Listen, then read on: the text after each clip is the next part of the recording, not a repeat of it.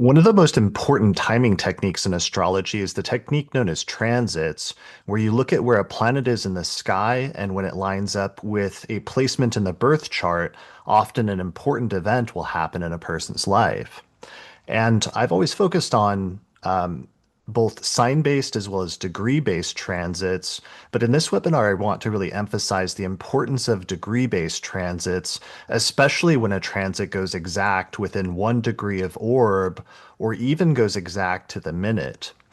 These are incredibly potent time periods for events to happen in a person's life, both really major events as well as somewhat moderate or even minor events sometimes can be described by exact transits to the birth chart.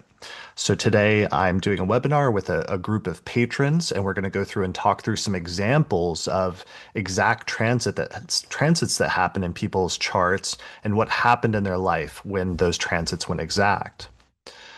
All right, so where do we start here? So over the past few years, during the course of my work, one of the things that I did in reviving ancient astrology is I revived a sign-based approach to astrology where when we go back and look at the ancient text, we can see that the ancient astrologers were taking into account both sign-based transits and placements, as well as degree-based planets, like placements and transits. So they would pay attention to, for example, an aspect begins when two planets are aspecting each other by sign, or when they become configured by sign, but it grows more intense the closer the aspect gets to an exact aspect to the degree. And this is a paradigm that we see coming up over and over again in ancient astrology. In modern times, the degree-based approach to things was very well worked out because everything really moved in a almost hyper degree-based focus during the course of the late 20th century and early 21st century in terms of astrology. So when I came into astrology, or at least got into Hellenistic astrology in the mid 2000s, something that was new and innovative was the idea that there could be degree-based aspects, or that you should pay attention to like a degree-based conjunction, for example. And so a large part of my work was reviving that ancient sign-based approach to working with not just natal placements, but also transits. So for example, I've been one of the loudest proponents who has promoted the idea that the Saturn return begins as soon as Saturn returns to its natal sign, and it isn't over until Saturn departs from the natal sign, even if the most important period of activity is when the Saturn return goes exact to the degree. And I saw some astrologers commenting on that recently and wondering where that came from. And I think I was largely responsible for that, or at least partially responsible for that, because I've seen that as such a potent technique, especially when you're paying attention to, in a whole sign house context, the fact that when Saturn returns back to its natal sign, it's also moving through that whole sign house for the duration of that entire transit. And that's often wrapped up in some of the themes of what the Saturn return is all about. So I feel like I've established the sign-based approach pretty well, not just as Saturn returns, but also in recent years with things like retrogrades and eclipses. But I've been really into transits and tracking my own transits and other people's transits over the past few years, especially as I've been doing some of the retrograde work and other things like that, and just paying attention to transits when they go exact. And I've always been. It's not something I've ever not paid attention to, but I'm often continually impressed at how an event will manifest when a transit is within a degree of going exact, especially when it's within 1 degree of applying or even 1 degree separating. Oftentimes, there will manifest like a specific event in the person's life.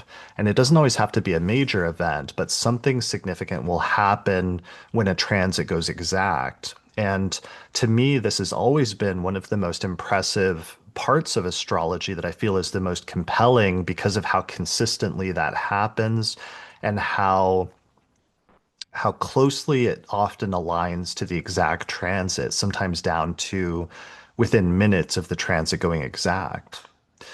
Yeah, I want to clarify this degree-based approach, and I would like to emphasize it and make sure that's clear in everybody's minds because it's a really potent and powerful tool, both for prediction as well as for looking at your own chart and understanding events coming up, as well as the timeline associated with those events.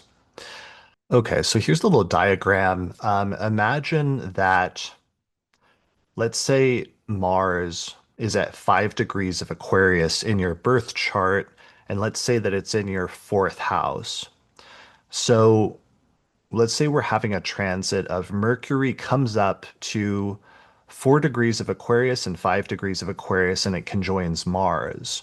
So that means that this transit, the way I often conceptualize it and the way I see it actually experienced, is almost like a graph where when it gets within that 1 degree range, which in this instance would mean as soon as Mercury gets to about 4 degrees of Aquarius, about a degree from Mars, not just to the degree, but also to the minute. So if Mars is at like 5 degrees and 30 minutes of Aquarius, then the 1 degree range begins at 4 degrees and 30 minutes of Aquarius, exactly 1 degree earlier. And then there's just this intense spike that begins increasing at that point, all the way to the point that the conjunction goes exact when it's at its most intense. And then immediately once, in this instance, Mercury starts separating from Mars, there's a downslope where it starts to dissipate, especially once it gets more than 1 degree from Mars or 1 degree from the exact transit. The event associated with the transit all often starts to drop off or dissipate or move into the past rapidly once you get outside of the 1 degree range. So that's a really simple, basic concept, and theoretically, it's something like everybody learns when they first learn transits. But I really want to emphasize it here because it's such a crucial technique, and it's something that everybody should be paying attention to regularly in terms of their own transits. And when you pay attention to that range, you're going to start seeing things. You're going to start seeing very interesting things about how astrology works and how it lines up as a timing technique. So, I've been tracking this, especially over the past year in my own chart, especially with like Mars transits, where starting in last fall, Mars started going through Scorpio and it would just conjoin almost every planet in my chart over the next several months. And I was often surprised at how literal the events were that would occur, especially within Mars was within a degree. And because I have a day chart and Mars is more tricky in my chart, they were often like a crisis or some sort of problem would arise when was within 1 degree. So, for example, just a few weeks ago, one that happened was that Mars hit 5 degrees of Pisces in my second house, and it squared the degree of my IC at 5 degrees of Gemini. And what happened is that day, about 5 minutes before the transit went exact, I noticed there was a leak in the ceiling of my place, basically my home, and there was this dark brown, smelly liquid that was dripping out of like a fire suppression pipe that had become damaged for some reason and was like dripping through a vent onto my floor. And then what ended up happening is I had to get people to come out to fix it, and they had to like cut a big hole in the ceiling, and it was a whole ordeal. But it began when the planet Mars was squaring the degree of my IC, and with the IC representing the home and the living situation. And then basically, like a negative event happened in my home on that day, almost to the minute of when the transit went exact. So that's an example of the type of event that I'm looking for here in terms of the type of things that you'll see. And for a lot of people, it's going to be, in terms of people trying to remember it, unless you're tracking it recently, we may only remember the biggest transits or the outer planet transits or the ones that were more consequential, but it's actually happening all the time. And so let's set up some of the ranges. So People, though, sometimes get tripped up in terms of expectations because they might always expect it to be a major event that happens that coincides with the transit going exact. However, sometimes it's a major event that coincides with the transit, but other times it could be an event of moderate importance in your life, or it could be an event of very little importance of your life, but nonetheless something still happens at that time that impacts you and is related to your life in some way. So we have to pay attention to the whole range of like really important, middling importance, and very not important types of events. Additionally, sometimes a transit will manifest as a concrete external event that happens in your circumstances in your life, but sometimes it will just manifest in like a psychological context of being in an irritable mood someday if you're having a Mars transit, or let's see, being feeling overly depressed or slow one day if you're having a Saturn transit. If it's a Venus transit, maybe you're feeling particularly positive or optimistic, and so on and so forth. So the exact transit can manifest sometimes as an external event and sometimes as an internal event of some sort, which also trips people up if they're not paying attention to that range of possibilities. Other options are sometimes a transit will coincide with an event that happens in your life that you're aware of exactly as it's happening. Like, let's say you get into a car crash, you're aware that that is happening right when the transit goes exact. But other times, a transit will go exact and something important will happen that impacts your life, but it won't be immediately visible to you or evident at that time. So, I remember like there was a course or like a digital file or something I had out there, and it got posted somewhere one day, and then I found out about it later. But it wasn't until I found out about it that I realized what the bad transit was that I had that day in retrospect, that something negative had happened to me because somebody shared my book or something online or something like that. But I didn't find out what the bad transit was, what the manifestation was until later. But it turned out that it wasn't that the transit hadn't coincided with an event. It was just that I wasn't aware of the event that was impacting my life on the day that the transit went exact. And that's a tricky part in terms of this as well, but it's one that's important to pay attention to because sometimes or oftentimes you will find out at some point in the future about what happened with that transit. But it's only if you're paying attention that you'll sometimes connect it with the transit later on. Um, Okay, so those are all basic things. Lisa, Scheim, and I did a whole episode on transits where we went into a lot of this more, so I won't continue to belabor it too much. But now I want to talk about some of the examples that were sent in by listeners. And I put out a call for examples on social media, and a bunch of people sent those in. And then I also have some patrons that I'm going to interview here today. Let me read just a few of the submissions that were sent in on social media because there was a few good ones that I wanted to highlight.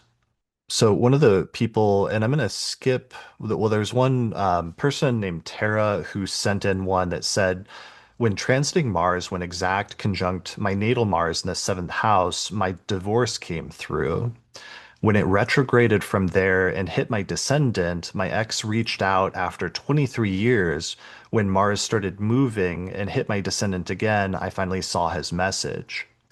So I liked this one because, on the one hand, that's a pretty straightforward symbolism of the first direct hit that when Mars was exactly conjunct natal Mars in the seventh house, a divorce was finalized. So Mars usually represents severing and separation, and the seventh house represents marriage. So in that instance, we have a very literal manifestation on the day of the exact transit of the separation of the marriage being finalized.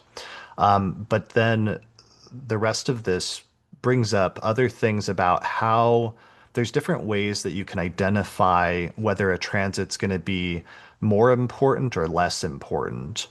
And some of that has to do with things like profections. For example, you can use the annual profections timing technique to tell if a transit's going to be more important in a given year, if that planet happens to be the ruler of the year or the lord of the year in annual profections, you know that it's going to be more important. Other ways that transits can be more important, or an exact transit can be more important, is if the transiting planet, is actually stationing on that exact degree or is going retrograde there, so that it's going to pass over that degree 3 times. And sometimes when that happens, it signals the unfolding of a series of events that's going to take place over an extended period of time. And I've talked about that a lot in episodes over the past year. But this is also a good example because it showed the other thing I was just talking about, which is they said that when the second exact Mars transit hit in the seventh house, their ex reached out after 23 years. And this would have been when Mars was retrograde, conjoining uh, the descendant, but they didn't get the message basically. But then when the third transit happened, they finally saw the message, and that would have been like weeks later. So that underlines one of the points I was making, that sometimes a transit can go exact and it can indicate something important's happening, but you're not aware of it yet. But oftentimes you will become aware of it later on. So that was a good one. Another one, Stephanie Iris Weiss sent in a good example where she said, my bookcase piled, well, the setup was Pluto square Mercury in the eighth house. That was the transit. And she said, my bookcase, piled heavy with decades of books that inform my work and worldview, imploded from the inside. It didn't topple or fall over. The shelves just crashed on top of each other, pushing all of my books to the Hadean bottom of the bookcase. So this is a really good example just because it was Pluto exactly squaring Mercury in the eighth house, and squaring Mercury especially within a degree, and then just having like the destruction basically of all of these books suddenly in the bookshelf, just imploding suddenly, almost from the inside. So that's a pretty good example. Thanks to Stephanie for sending that in. On social media, a person named Sarah sent in one where they said transiting Mars in Leo in the sixth house, exactly trinatal Mars in Sagittarius, exact within 1 minute. The event was the day this hit exactly. I was literally on the operating table having a C-section at 45 years old. Mars didn't show up as a conflict for me. It showed up as precision. It showed up as surgery, and it brought my son into the world. So I thought that was a great positive example of sometimes Mars in the sixth house and sometimes the health or bodily things that come up with the sixth house. But because it's a trine, it was a positive manifestation where she's having, literally surgery, like her body is being cut into, which is a Mars signification, but in order to bring new life into the world, which is a really beautiful manifestation of that. And that's another tricky thing that I should bring up, that sometimes it's the difficult transits that stand out the biggest in our heads sometimes because they often coincide with the most obvious events, whereas sometimes people have trouble remembering the more positive ones sometimes. And that can be tricky sometimes when you're working with clients or when you're trying to collect examples, but it's you can still see it if you're paying attention in your own life in terms of a day-to-day basis and having positive transits. But sometimes it's like in our memory, like a pleasant day where we went to the park and really enjoyed ourselves doesn't stand out as much as like, I don't know, the day that we had surgery or the day that like a car accident happened or something like that. This was a good simple one. Christina sent in this one that said, transiting Mars exactly conjoined the IC in her chart, the degree of the IC. And she said, a few years ago, there was a woodpecker in our basement the day Mars was exact on my IC. I looked it up and found that woodpeckers are associated with Mars, the Roman god of war. So I thought that was a really good one because like a woodpecker is like it's like a annoying thing that's like making sound. There's like an animal in there that's presumably like, hitting its head against the wood and making a lot of noise. And so it's a sudden, kind of intrusion of having like a wild animal in your house that's making a lot of noise or like destroying things and having it right on your IC like that on the same exact day. And I like that because it's a good example of what I said of like a lower level significance transit that happens, but nonetheless, in this instance, it stands out because it fits the symbolism of Mars as well as the symbolism of, in this instance, the exact degree of the IC, which again is the home and the living situation. So it's like for me, I was having, Mars square my IC from Pisces, and then there was a leak in my house, and they had to cut out part of the ceiling and start construction. And then for Christina, it was like Mars conjoining the IC and having a woodpecker in her house suddenly. I've seen other examples. I have one, I think I used it in my book, that combined with profections of a guy who he had Mars conjoin his IC and his house caught on fire and then burned down with all of his possessions on the exact day of Mars conjoining the degree of his IC. So there's lots of different manifestations and different levels of severity just depending on what the profections are doing, whether there's like a retrograde, whether it's also going retrograde and other things like that. All right, so there's others I could go into, but I'm going to save those, and I want to interview some patrons now that are here to talk about and hear some stories directly from people. So let me look and see at what the most upvoted ones were. Okay, I'm going to do the top two. So Charles, if you're still here, I'd love to talk to you first. All right, thanks for joining me. Thanks for having us. What's your birth data? Uh, April 29, 88. All right, so here is your chart with the transits. So the transit, give me the setup and what was the story here? Sure, yeah. I had started a job a week prior. And so, yeah, I'm in a Virgo perfection year in my second house. And I got this job. So Mercury also rules the 11th. Got this job through a friend. And I started out just as one of like the clients there. It's a wellness center, Hmm. and I was hired there just to participate in like their workforce program. And on my second week there is when retrogrades stationed direct on the derivatives of my ascendant, and then it's pretty much like that day or the day after was when I was then promoted to like a case manager position where I'd be like leading groups. And I mean, it was the first time in like well over a decade that I had like a salary, at least for it lasted for at least a couple of months. So, Mercury, I think it was interesting.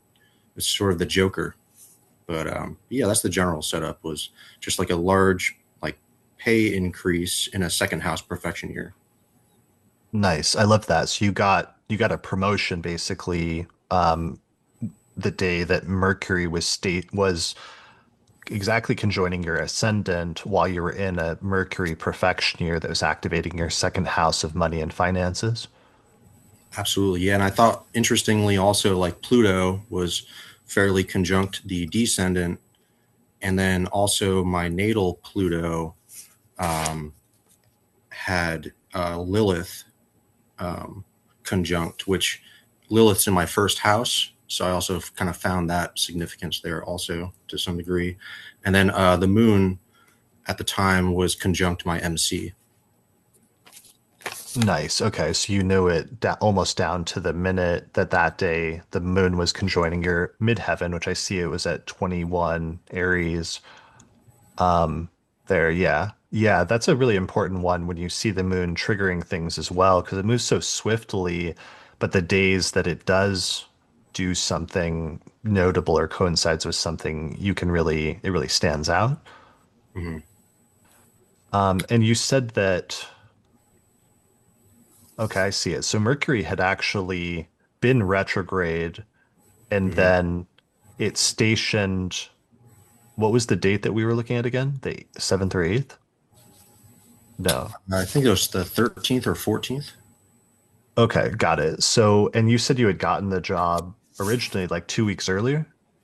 It was just a week prior, so it was like the first full week of August. Um, I believe I had started like that Tuesday, and then it was either the following Wednesday or Thursday the promotion. Got it. Okay. So yeah, this is as you were saying, this was Mercury retrograding back and basically stationing direct right on top of your ascendant while it was the Lord of the Year and the ruler of the second house. So this is basically like taking into account all of the filtering mechanisms that I had talked about at the beginning, which is like profections, since Mercury's the Lord of the Year, so its transits, its exact transits are going to be more important. And then retrogrades, that when a planet retrogrades and especially stations on the degree of something in your chart, especially something important, like in your instance, the ascendant, that those are going to stand out as even more important events than otherwise. So that's a beautiful example.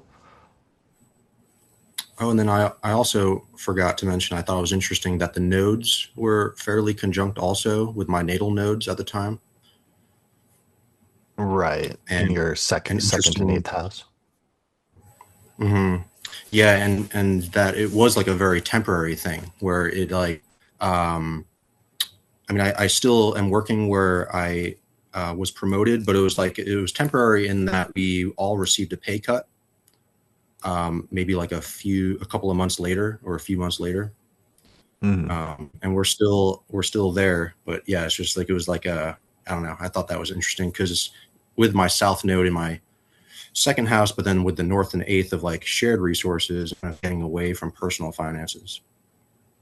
Yeah. Well, and just that also means eclipses were and are still taking place in your second and eighth house axis. So there's a lot of fluctuation and major beginnings and endings and going back and forth there in just the financial axis, and that's something that's still playing out.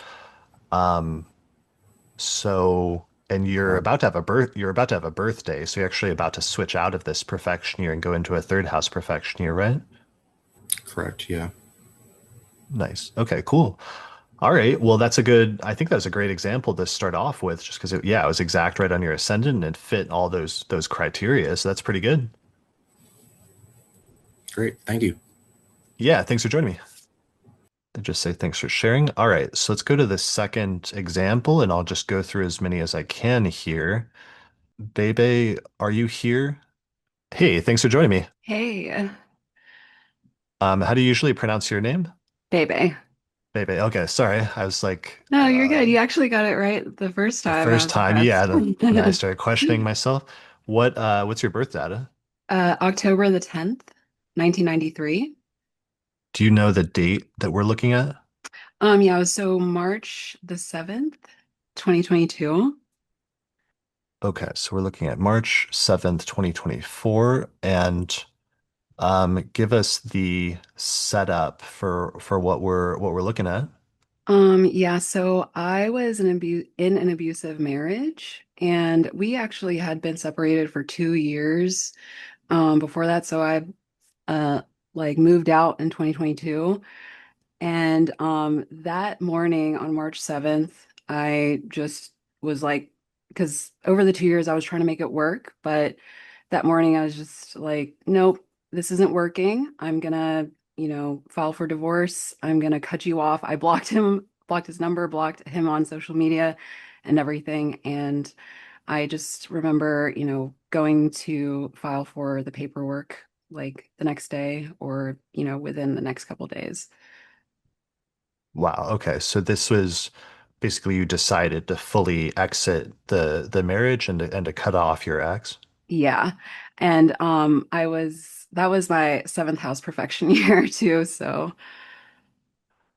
Right. So you had, and let me see. So just to clarify, because I see several things going on here, but Saturn at seven. So was it 2024 or actually no, this is 2023. It should be 2023, right? I Because had in the it original on 2024 on my trying to clarify what the transit is. In the description you said Saturn was at zero Pisces, or It was the transiting Venus conjunct the Saturn, my natal Saturn. got it. That's what you're going. Okay, got it. Yeah. So there, I see it now. Because it's like you're in a seventh house perfection here. You have Saturn in your seventh house. It's just past your descendant. So it's actually not Hmm. super far from your descendant. But then on this very day, Venus was conjoining your natal Saturn Right. as well. And that was like the primary transit, was just realizing that that was it, and you were done. Yeah. Um, Nice. and interestingly enough, when you started this webinar, I was sitting here, looking even further back. The day that I moved out, Saturn was like transiting Saturn was conjunct my natal Saturn. Saturn was conjunct. Okay, so that was part of your Saturn return story. Yeah. Do you happen to know what day that was? That was April 30th, 2022. That's why I said 2022 on accident at first. Got it. Okay, so that's another exact one, and that one's even closer. So your Right. natal Saturn's at 2353 Aquarius, and your transiting Saturn was at 2414 Aquarius. So on pretty much the day of your Saturn return, you decided to move out and not fully end the relationship, but to start the process. Yeah. Okay, nice. And that's also again interesting because now Mars is like going through Pisces in your 11th and is just off your descendant. So I'm assuming there was probably something in the few days before that that like precipitated that or led up to it, or Yeah, what? actually I was in the hospital and the day that he picked me up from the hospital, uh it was just awful the way he was treating me, and that's why I was like I can't stay with you at the house, and I moved out. Wow. Okay. And it was the day that he picked you up? Yes, Okay. So then like the hospital visit itself is was like the shortly. 25th. It started the 25th. Okay. So yeah, that was right when Mars was actually conjoining your descendant within 1 degree, and Yeah. transiting Saturn was actually even closer to your sixth house. Saturn exact transit. If I can ask, like, where were you in the hospital? So it was for a suicide attempt. Hmm. Um, and I know that I'm going through a lot of trauma therapy right now, but from the way like my ex treated me. And he was an alcoholic, and he was very psychologically abusive and emotionally abusive, and yeah, and I had gone to the hospital to deal with my own mental health issues. Hmm. And the way that he treated me when I got out, literally just within hours of picking me up, I couldn't stay there anymore. After just spending, a few days trying to take care of myself.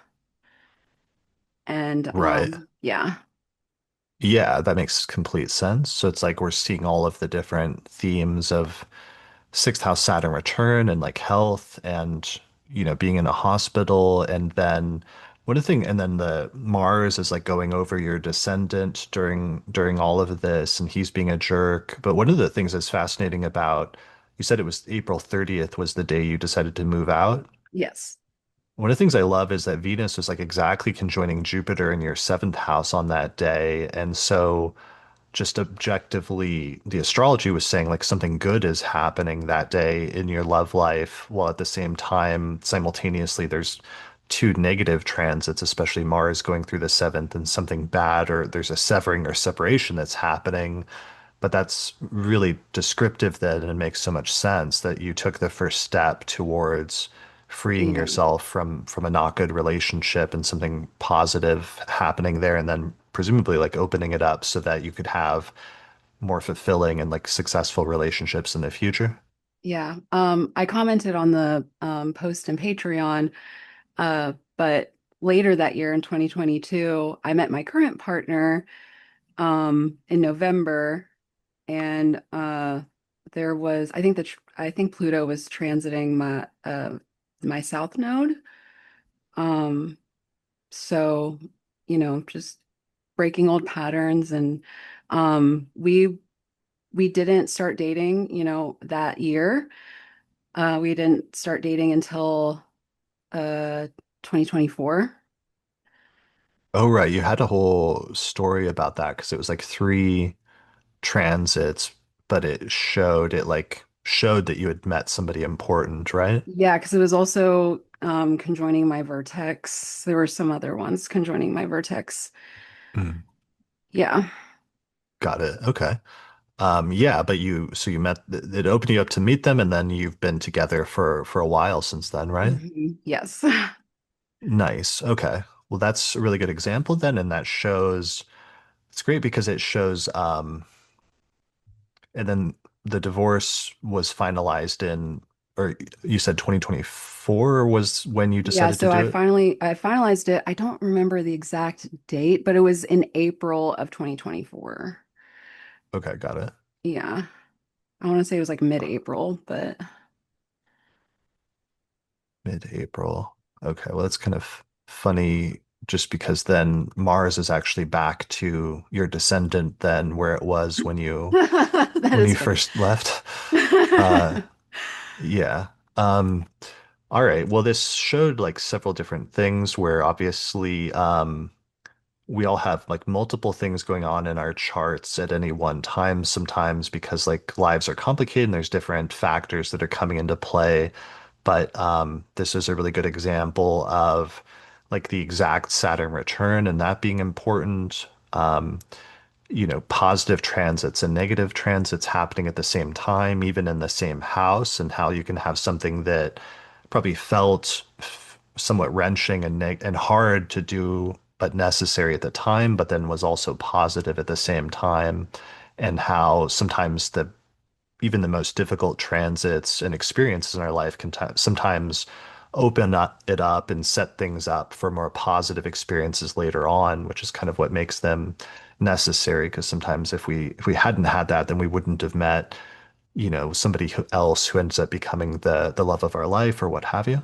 Right. Yeah. So that was good. Thanks for sharing that. That's a really good example. Yeah, thank you. Okay. I'll just start going through the most upvoted ones. So Karen, it looks like you're next. That had the Mars opposite Pluto transit. Are you still here? Hey, Hi, Chris. hey, thanks for joining me. What's your birth data? April 27th, 1957. What's the date of the event we're looking at? It's April 25th, 1992. Oh, yeah, there it is. Okay. Yeah, So, and the setup you said in the description is that you were in a Jupiter profection year, and on this date, your father passed away when transiting Mars opposed your natal Jupiter. right. It was an 11th house perfection year, and it's right near my birthday. As you can see, I was just about to switch over to a 12th house Saturn year. And my dad had been ill for many months. Like it was not entirely a surprise, but still painful.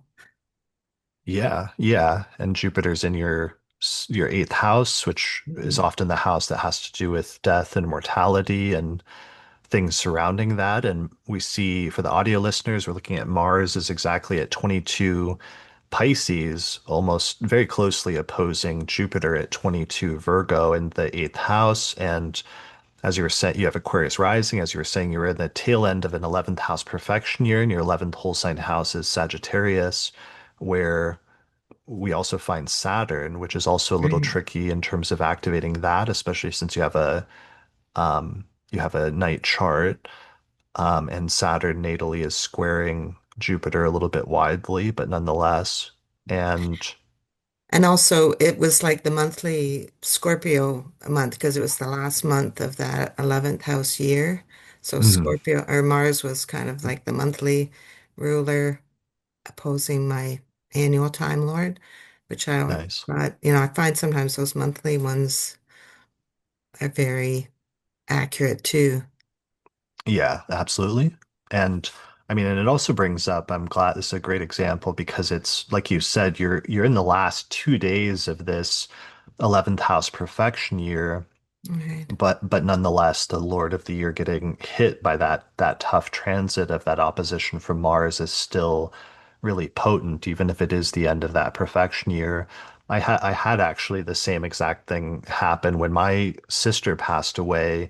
I was in a Jupiter perfection year, and it was the last like week of that perfection year, and then transiting Mars opposed my natal Jupiter, and she got in a car accident and passed away. So it's a really similar. It's interesting just seeing this because immediately makes me think of that in terms of, yeah, just the Mhm. perfection year being active, all the way up until the Until last it's not. last moment. Yeah.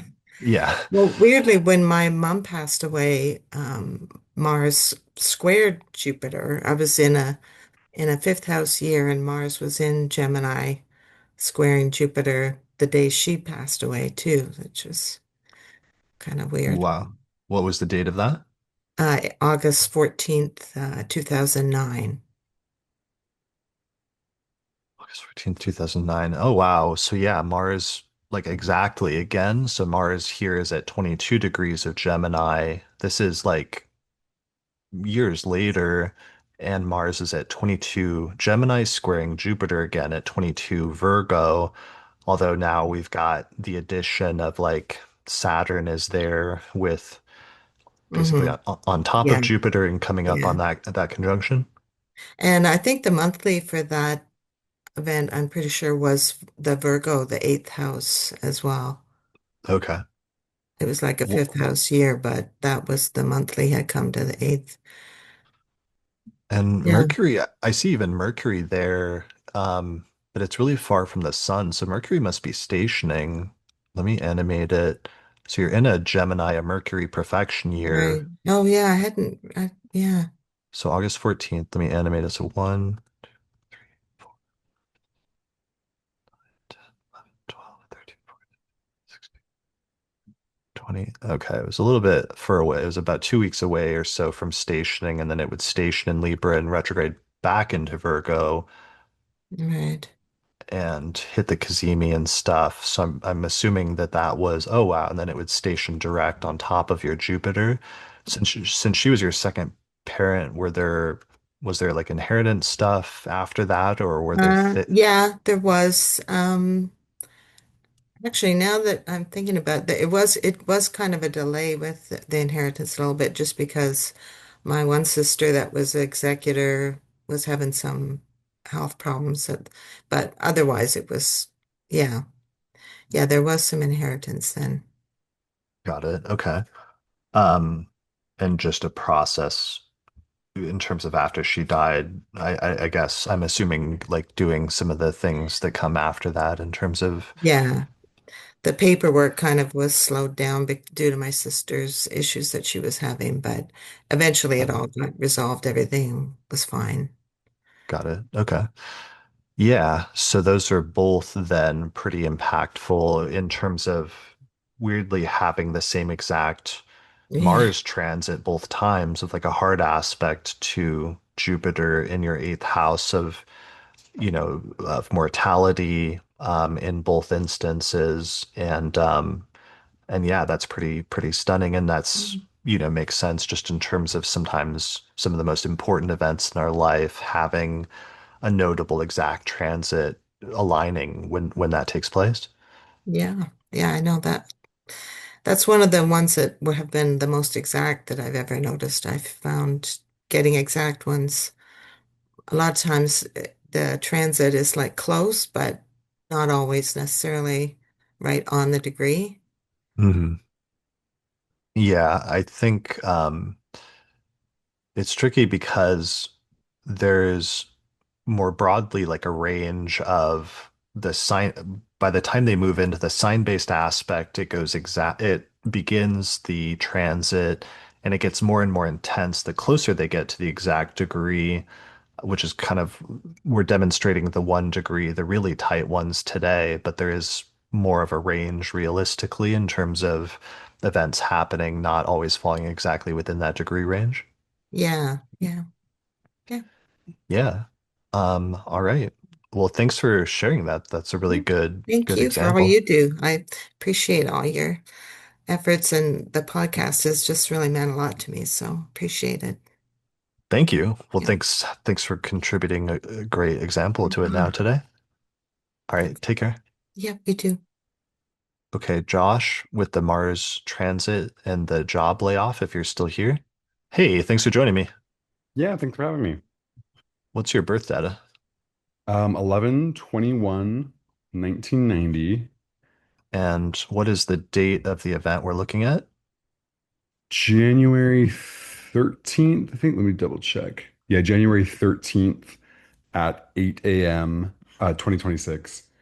Since I'm animating, I'm just going to approximate the time. All right, there we go. And so for those listening, what's the setup? You said this was a transit that coincided with a job loss. Yeah, so I got a message that morning that I had been impacted by layoffs at my job, and immediately realized like, oh, Mars is transiting my natal Saturn. Um, and Mars is currently my Time Lord. I'm in a 10th house perfection year if we perfect from the law of fortune. Um, Where's fortune? I don't have it Fortune up is here. in Taurus at 10 degrees of Taurus. So 12th house year. 10 degrees of Taurus. Okay, you're in a 12th house year. Slash 10th if it's from fortune. But yeah, 12th house from fortune. Yeah, got it. Okay. And I see, so you had a job loss on this day. Saturn is at 2135 Capricorn natally, and transiting Mars was at 2228-ish Capricorn. So yeah, you're having exact Mars transit to your Saturn. This is a night chart because your sun is in Sagittarius in the sixth house. So Saturn is the more difficult and sensitive placement for you in terms of getting a natal transit to that position. How long had you been at that job for? I had been there for 4 years, and what's interesting is the first day on the job, April 4th, 2022, was an exact Saturn Mars conjunction in Aquarius at 22 degrees Aquarius. Yeah. Oh wow, okay, yeah. 22 degrees of Aquarius in your eighth house. That's interesting because your eighth house was also coming up in the other one because you have Pluto was very close to your moon in the eighth house in the layoff, which was, you said January 13th? Hmm. Yep, There it January is. 13th. Oh, also my birthday is November 21st, not 22nd. So there's November just the 20. sun and the moon are slightly off. Everything else is Got pretty it. same. Got it. Okay, let me redo that then. So your birthday is November 21st? 21st. Yep. Okay, here we go. Does this look right? Yep, that's correct. All right. So that actually makes the transit even more important just because so your moon is natally at 20 degrees of Capricorn. Yep. Okay, got it. All right. So yeah, you've got a lot of stuff going on here then. Um, your midheaven is at 8 degrees of Pisces, so the nodes are transiting there, which means you've also had eclipses going on in that axis, which is also bringing in some career stuff.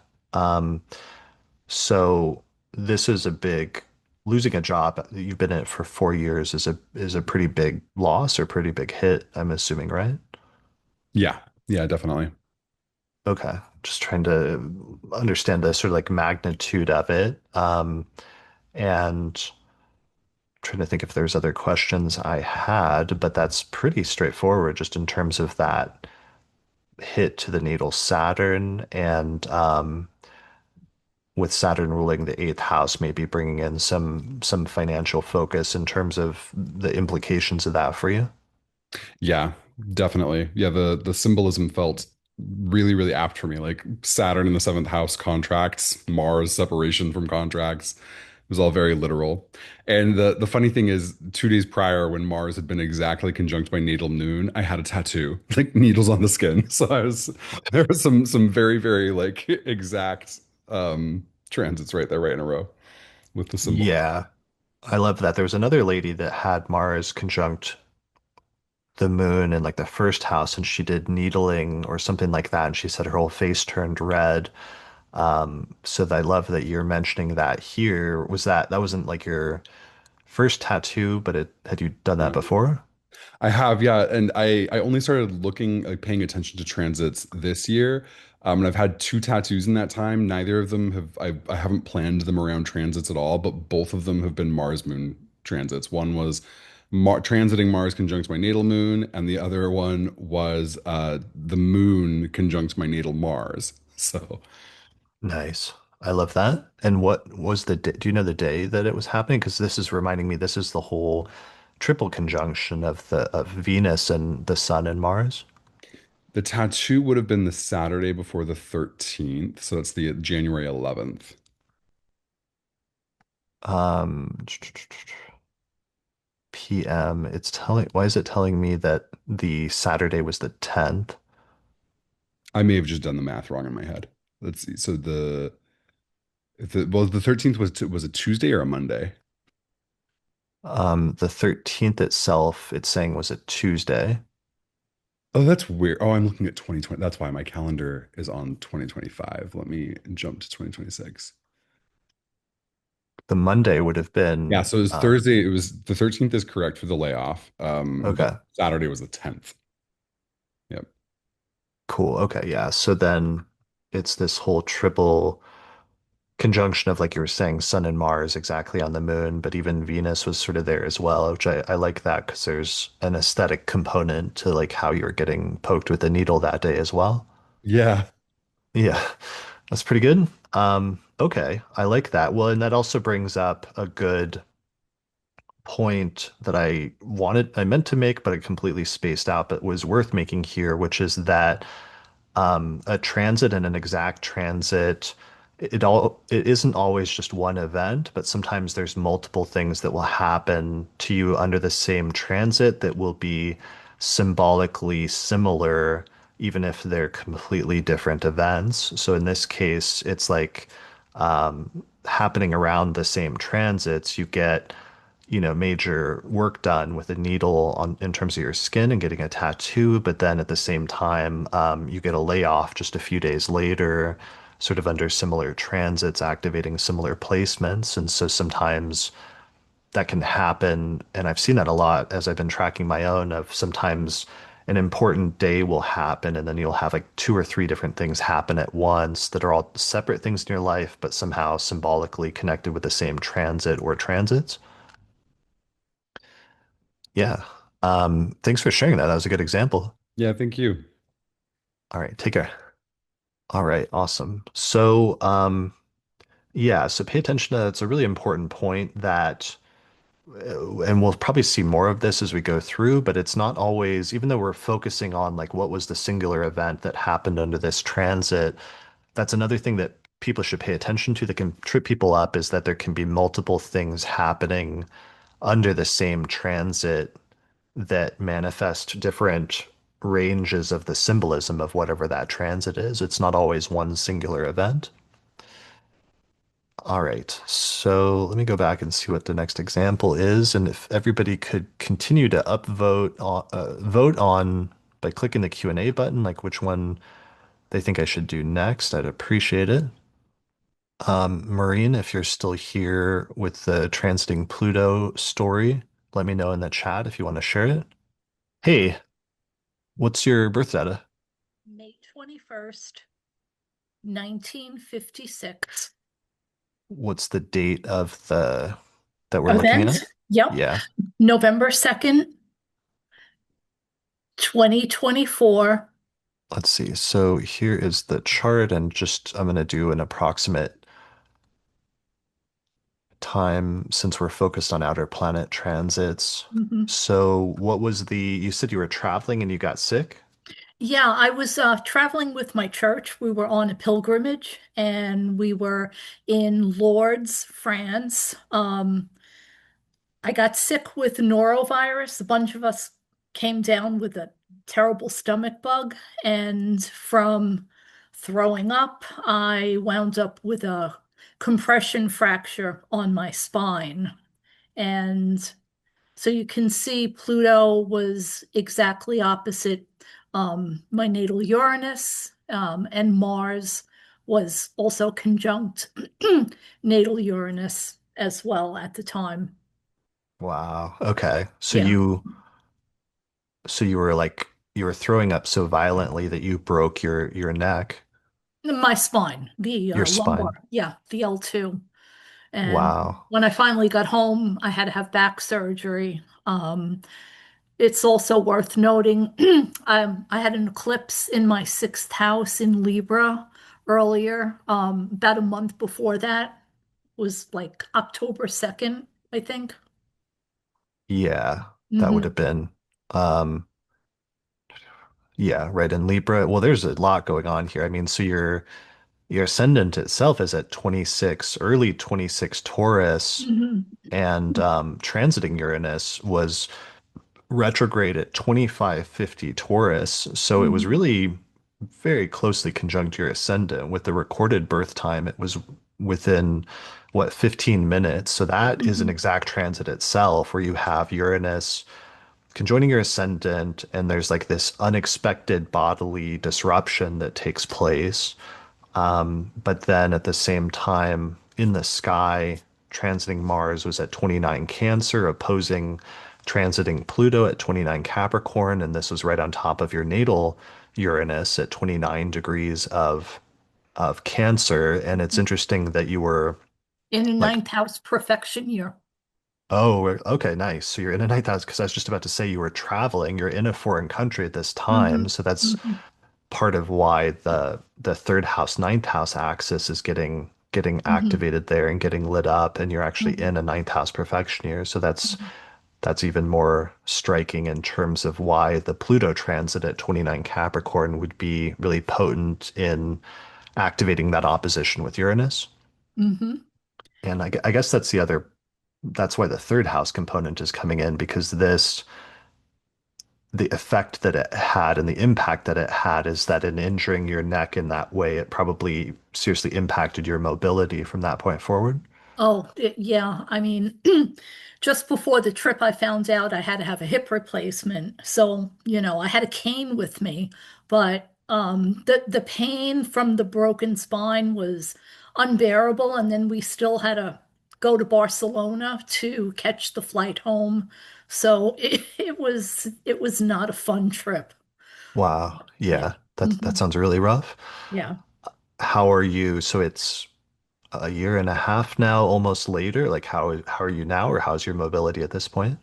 I mean, it's good, but I still have back pain if I'm on my feet too long or, Mm, walking for long, long distances. So, yeah, okay. I don't think it'll ever be the same, but it is what it is. So, Yeah.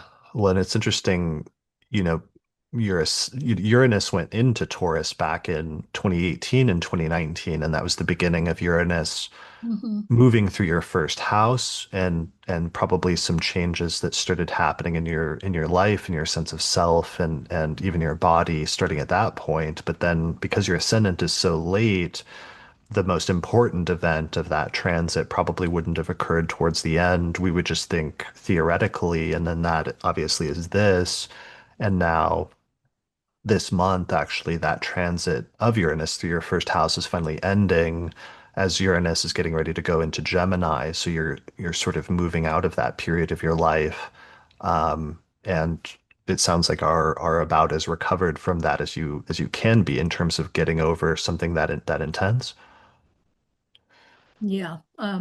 It's funny because we traveled last July to Amsterdam, and I believe it was in a Mercury retrograde, and we had nothing but problems. And then I got COVID when I got there. So, Oh no. yeah, my travels have been a little turbulent to say the least. So, uh, Right. yeah. Yeah, that's tough. Mhm. I guess the last thing is you were it looks like Mercury was at 29 Scorpio on this day, and it's interesting that that was conjoining Saturn at 29 Saturn. Scorpio, and Yeah. that's the Lord of the Mhm. year. That's the ruler of the ninth house. Yes. Yes. Okay. Mhm. Yeah. Wow. Okay. Well, I'm glad you're okay. Just as a quick question, with Uranus going into Taurus in 2018, 2019, other Taurus rising people I know started making major radical changes in their life, or especially like later in life, they were pursuing the things they always wanted to pursue or doing the things that they always wanted to do from that point forward, which I know like two people, for example, that moved and like relocated to a completely different part of the country. Were there, Exactly. Yeah. We retired in 2016 in April, so that's yeah, 10 years ago. And we left New York and we moved to Florida. oh wow, okay. So Yeah. you moved to your sort of dream retirement situation at that point. I wouldn't say it's my dream retirement situation, Okay. but here I am. Well, when you made the move, did you have like aspirations that that would be a good retirement situation? I mean, it's something that my husband and I always talked about. He hates the cold. I really, really didn't want to move to Florida, Okay. but I did, and here we are. And that's why I travel a lot during the summer because the heat here, it's just unbearable.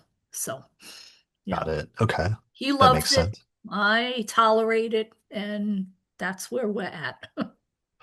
So you retired in 2016. Did you move right away or that happen a little later? We did. We retired on April 1st and we moved on, I believe it was like the 6th or the 7th. Got it. Yeah. Okay. So it was pretty quick. And then it sounds like you went on two trips just in the past couple of years. So is the travel part is really important? Is that what you've been doing in your retirement? Is like traveling around to all the different places you've always wanted to visit? We've been doing a lot of traveling in the past 10 years. Yes, I also, was very heavily into animal rescue with different nonprofit organizations here, as well as before I retired in New York. And now it's funny because I have a pileup of planets in my 12th house, and I am going to volunteer at one of the local hospitals and considering end of life doula care. Oh, So, wow. yeah. Nice. For animals or for people? Oh no, for people. For Yeah. people. Okay. Yeah. Hmm. Nice. Yeah, I like the Moon Neptune conjunction you have in your sixth house and just the Yeah. sense of Hmm. compassion for taking care of animals or people in not good positions. So that Hmm. makes a lot of sense. Yeah. Hmm. Cool. All right. Well, thanks for sharing that example. I'm sorry that happened, but thanks for sharing it so we could all learn something from it. I think that was really compelling. Well, thank you for having me and have a good weekend. All right. Thanks. I don't know the episode number, but I've done an episode on annual perfections. Someone's asking in the chat. So if you go to the astrology podcast slash episodes, you'll see you can do a search for perfections there and you'll find it. All right. Yeah. Thank you. That was a really good example from Maureen. Um, it's tricky because I want to, as always, like I always actually want to just keep talking to people and going through the chart because I always learn and I'm so fascinated each time to hear people's stories. But I'll keep moving just for the sake of focusing on this topic, hyper focusing on it, and getting through as many examples as we can today. All right, so let me go to the next one. Looks like the next one is from Aimee that had the Pluto Venus transit. Let me know if you're still here in the chat and if you'd like to share your example. Hey, Hi there. thanks for joining me. What's your birth data? 2/10/74 at 7 p.m.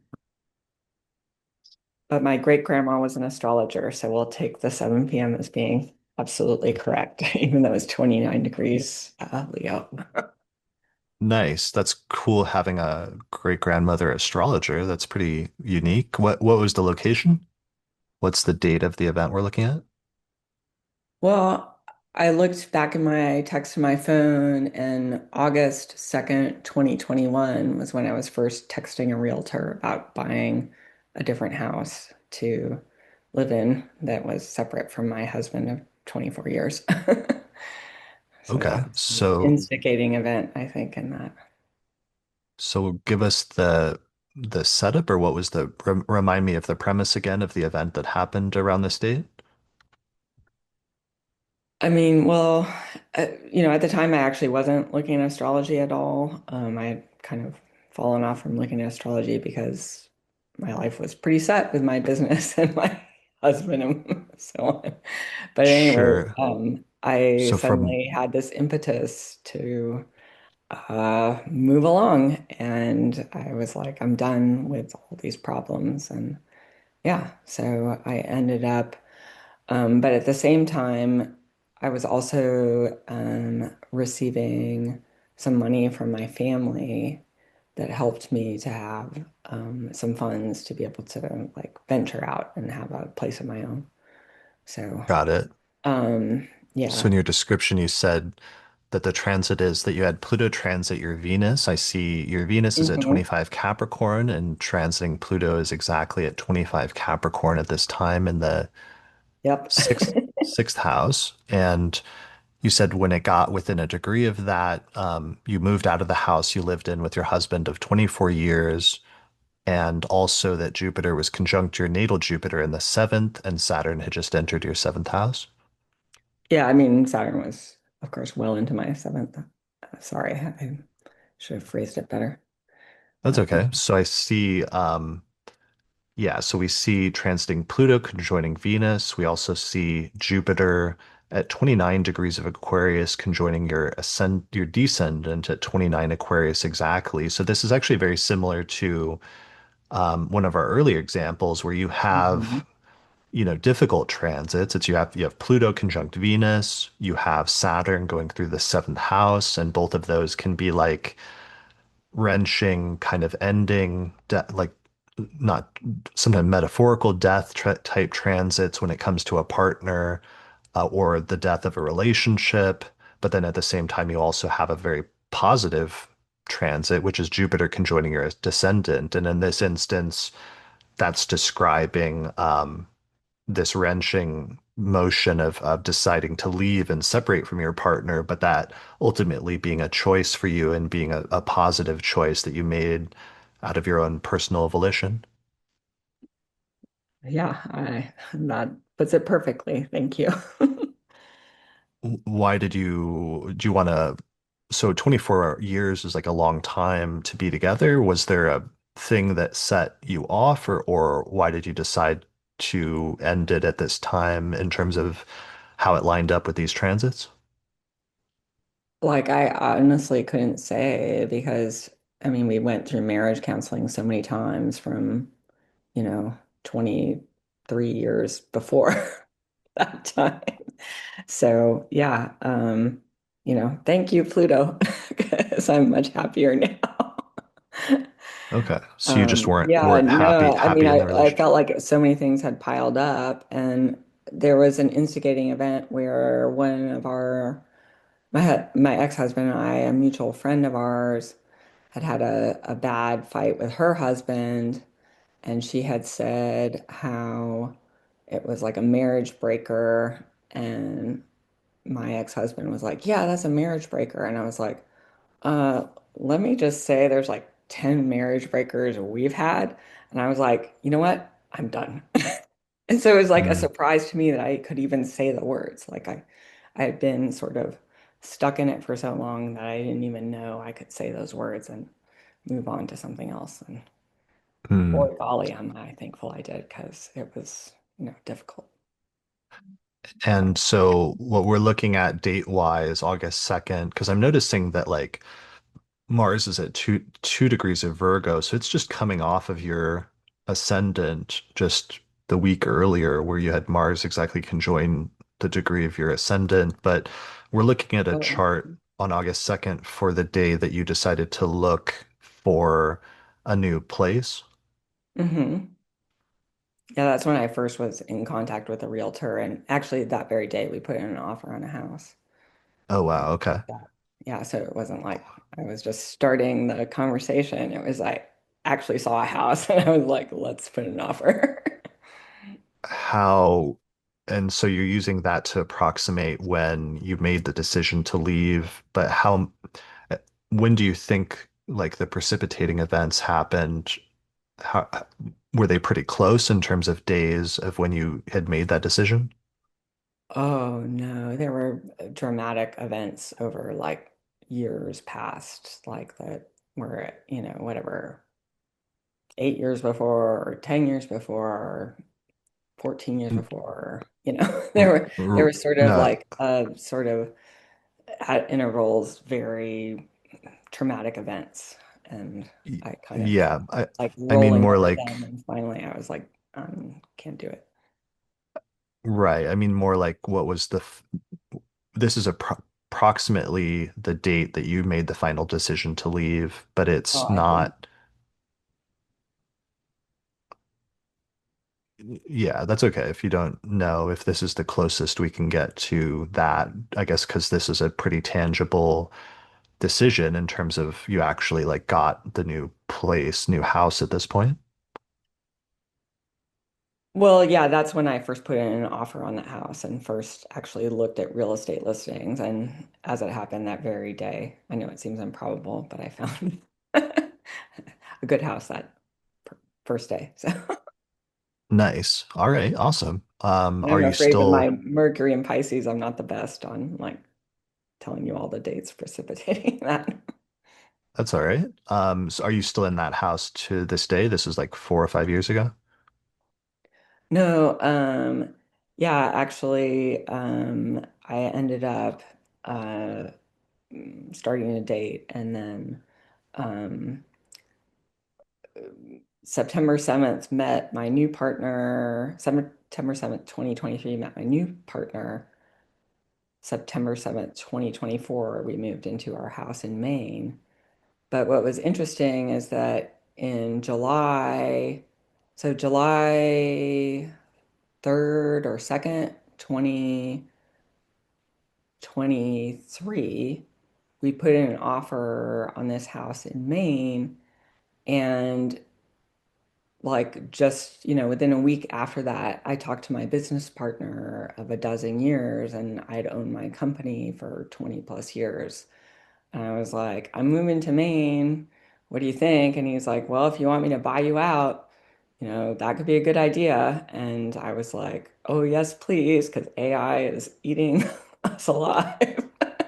So, at any rate, Uranus hitting my midheaven, as you had there on the screen. What Certainly. what what date was that? So July 2023 would be like you could just say mid-July, July 7th, July 10th, something like that, 2023.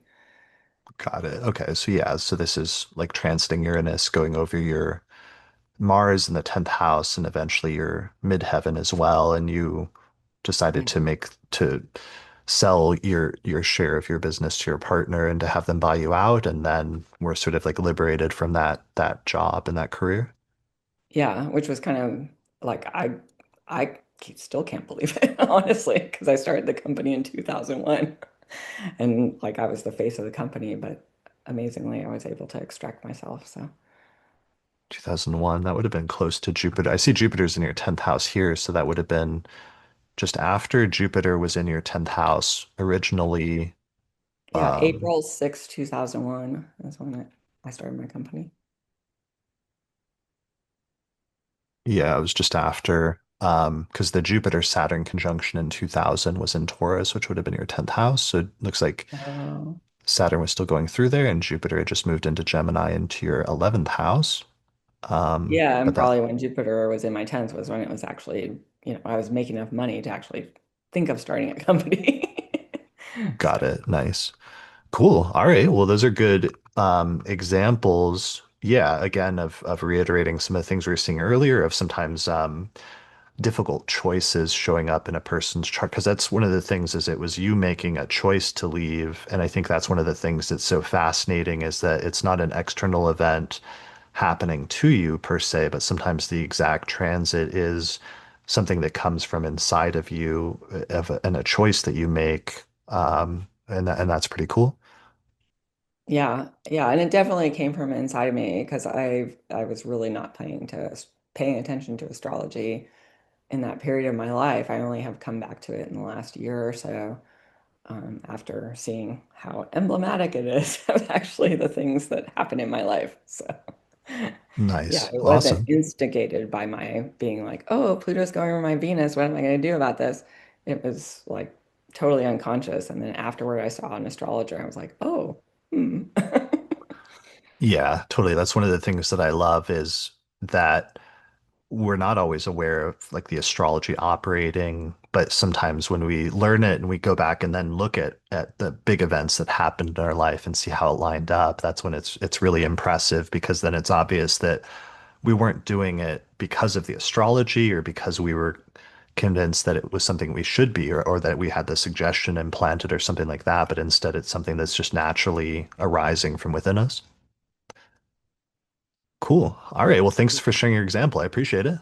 Well, thank you.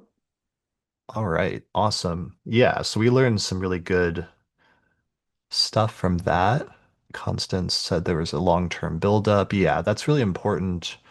Oftentimes with these exact transits, we're looking at trigger events, and trigger events, like transits often trigger things when they go exact, but the buildup is often taking place with the sign-based transit, with the broader sign-based transit.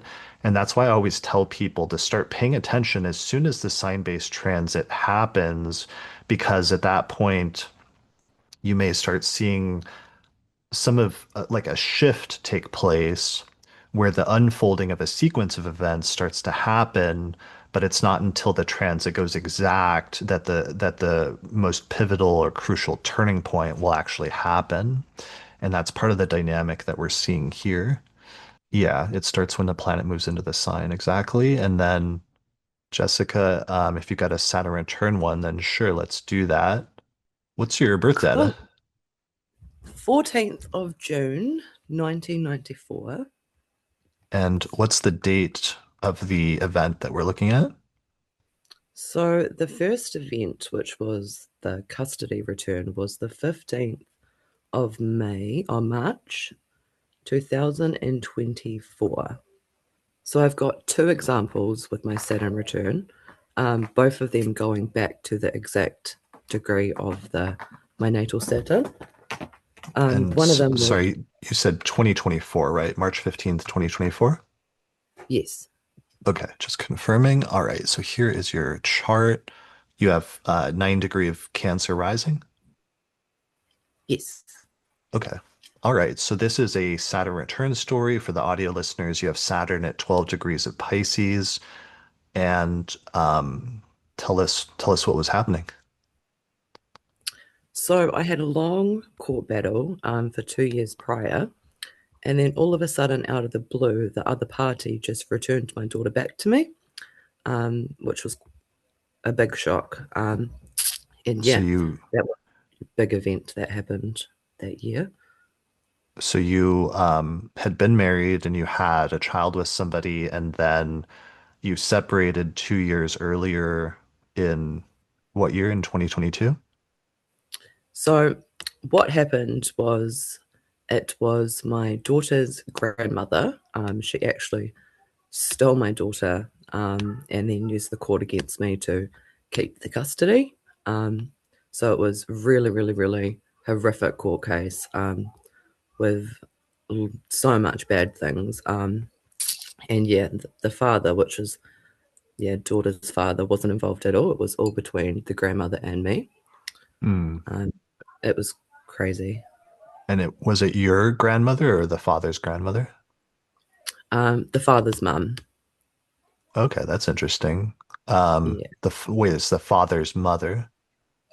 Yes. Yeah. The father's mother was the Got one it. that essentially kidnapped her. And Okay. then she just gave her back all of a sudden on this exact date. All right. And so on this date, Saturn is at 11 degrees of Pisces, 1135 Pisces, and it's conjoining your Saturn within a degree at 1219 Pisces. So that is very, very close and very exact.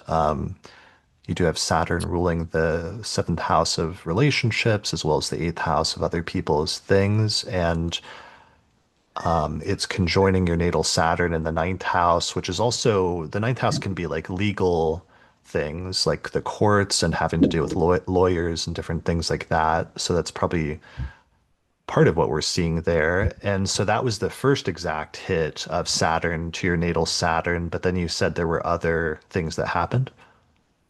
Yes, so in November the 30th, 2024, I tripped on a puzzle and I broke my foot.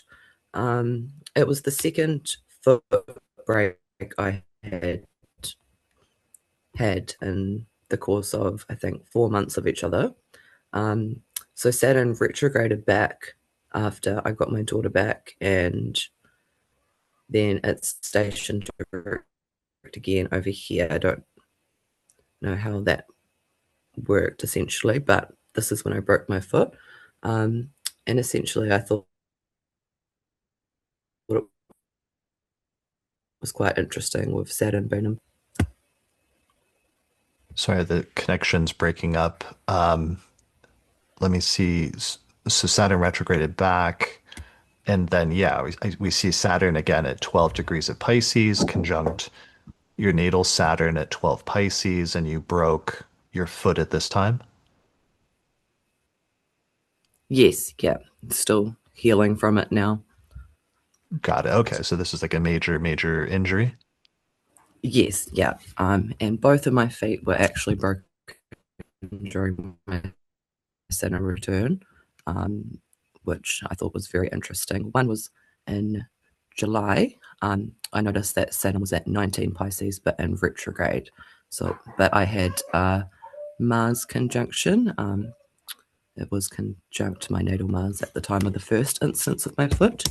But I think also with that Jupiter transiting my 12th house with a lot of hospital visits as well during that time.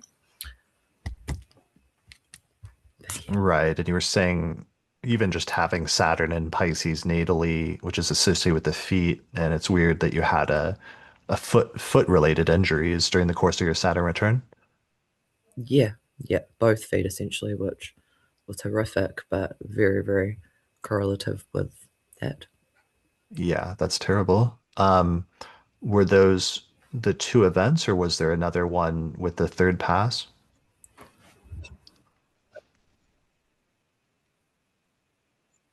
So there was two events separately. The other one was in, when was it? The 3rd of July. Yeah, but it wasn't exactly passing over it, but yeah, the Mars was conjunct the Mars at the time. Got it. Okay. So the other injury was transiting Mars had just conjoined natal Mars. I see it there with your Mars at 15 Taurus and Mars is at 16. I think I have it so for my times. I'm not sure if I have it set for the right time zone for the transit. So it's about 16, 17 Taurus, which would have been just coming off of activating that Mars placement there in Taurus in your birth chart. Yes, yeah. Horrific Okay. injury too. They were both very accidental. Yeah, I see even like transiting Pluto's at 1 degree of Aquarius squaring your midheaven and your IC at the same time. And it looks like transiting Mercury moved into Leo and then opposed Pluto and squared the midheaven. So I'm sure that would have impacted you. How did you do that both times? Or like what actually, how did you break a foot, each foot during the course of that year? One was at home, tripping over a puzzle piece, and Oh, then the right. second was in a public place at the school. Which was which in this instance in July that we're looking at? The July one was at school, my daughter's had a school event and I fell down the stairs Hmm. and tore a tendon. And then the second one was at home tripping over a couch, and there was a puzzle piece that caught on a certain part of my foot. And yeah, Got it. lots of swelling. Yeah, that's really really tough. How are you now that it's what is it? It's almost a year and a half, 2 years later? Still having issues, unfortunately. They One of them needs surgery as there's a nerve caught around the area, and the other one's still getting diagnosed. So it's definitely a bit of a long process. The eclipses I've noticed that are in Virgo have been really correlating with it, and flare ups of my injuries as well, because I have quite a few injuries. I'm not sure whereabouts in my chart. I think it might be that it's my Mars and Moon squaring. Exactly, that is the reason I have so many chronic injuries. But Hmm. yeah, those eclipses definitely flare up all the injuries at once. Yeah, I was gonna say that about the eclipses just because even though Saturn is finally getting out of, you've completed your Saturn return recently, that Saturn has moved out of Aries, we're still getting, for example, the Virgo eclipse that just happened in early March was in your third house. And when we did the third house episode a year or two ago, we saw so much of how the third house is so important for mobility and just themes of being able to move around. And it makes sense as you continue to have eclipses there in terms of having ongoing issues with that and then eventually needing to do things to allow yourself to have a restart. And it sounds like the surgery is part of that.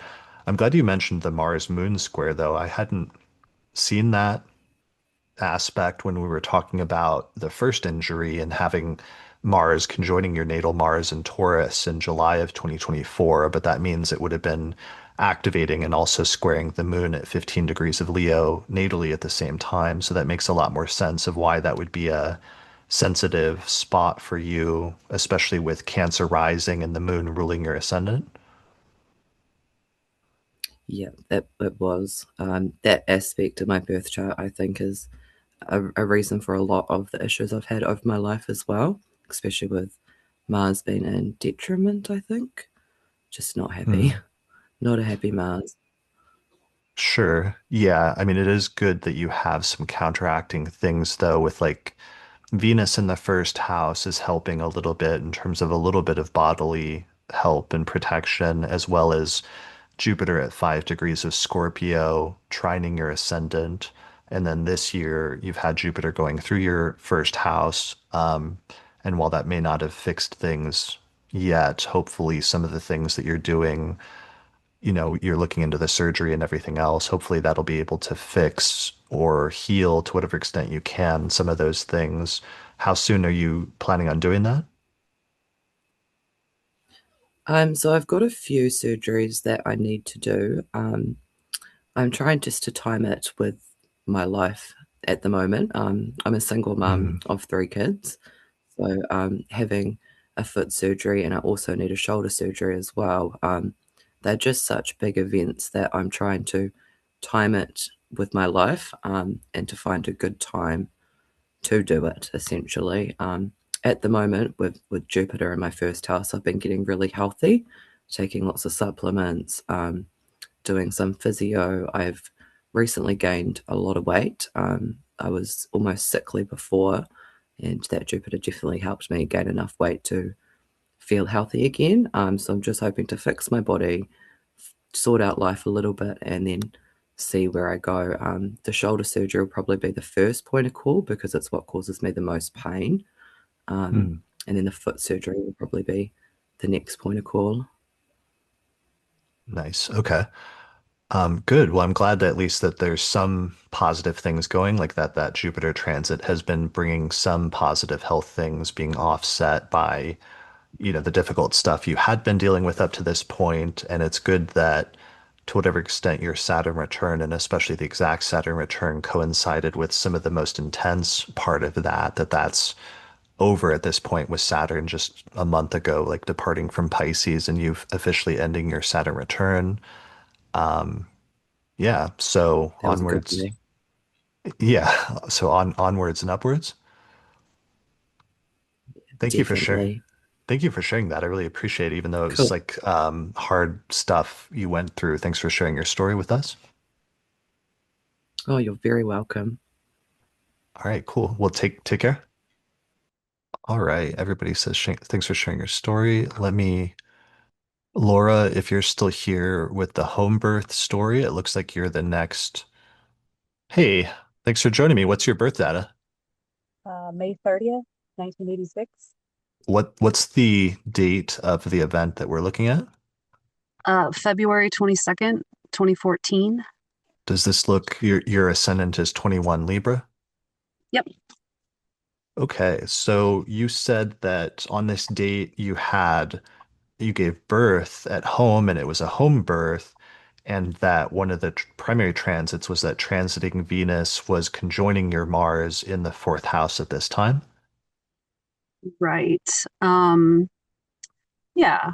It was also a fourth house perfection year, Wow, um, 27, and there was just a lot going on for me that day, that all accumulated to my firstborn arriving very late. that's inc that's incredible. I love that. So a fourth house perfection year, because this is a great inversion of a lot of the other examples that I talked about earlier today, where it was like transiting Mars going through somebody's fourth house. And then in my instance, there was like a major leak, in my ceiling, or another Mhm. person's like home burned down.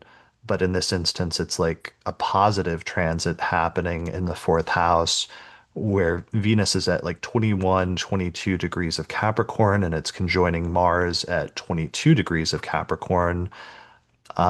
And what was the buildup to it in terms of deciding to have a home birth, which is the other interesting part because that's unique in and of itself, giving birth at home, which is a fourth house thing, obviously, versus like doing it at the hospital.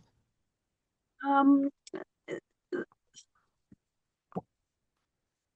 so I have at the time I was doing all my research and felt really strongly about giving birth at home. And since then, and since having two more children, I have changed my entire stance on home birth. Hmm. And it's not something that would recommend to my loved ones and friends. And I feel very fortunate that my daughter and I um, survived and had a very straightforward, uneventful um, experience. Uh, so yeah, I thought it was interesting that Neptune was also very present. I think Neptune is conjuncting my moon in the sixth house and also sextiling my natal Neptune, which is in my fourth house as well.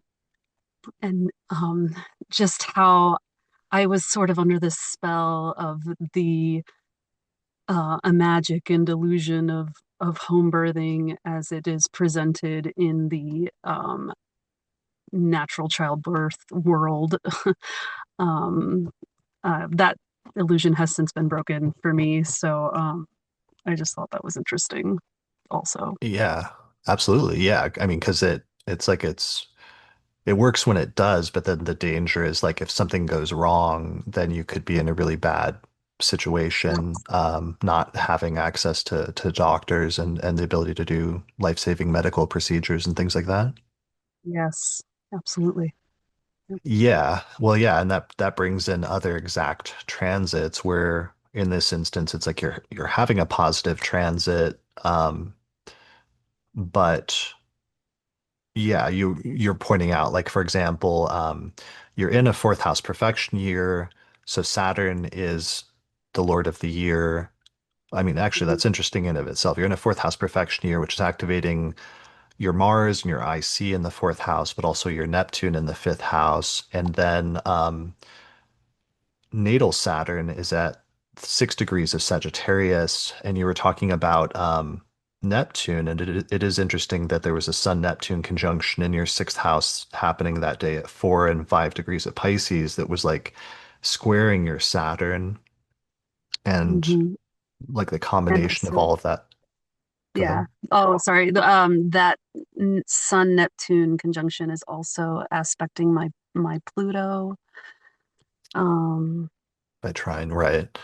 I guess I was just yeah, thinking of that, the way you're describing it from your perspective, you were under the illusion of some medical ideas with like Neptune in the sixth house at the time, as well as whatever presumably like media and stuff you were taking at the time with Saturn in the third house, and that was giving you a perspective that was like different than where you're at today. So it's just interesting that Saturn was the ruler of the fourth house, and that was receiving a exact transit from Neptune squaring Saturn at that time, and that you did something related to your home and living situation and a medical thing that would be different once you came out of that transit.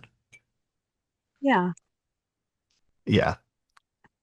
I can't think of a better way to phrase that, but that makes a lot of sense and it's just really interesting. And I'm glad you had a positive transit happening in that day with transiting Venus conjoining Mars, so that it went smoothly. And I can see you also had transiting Jupiter at 10 degrees of Cancer conjoining your natal Venus at 11 degrees of Cancer in your 10th house, which was another pretty positive and like supportive transit that was happening that day.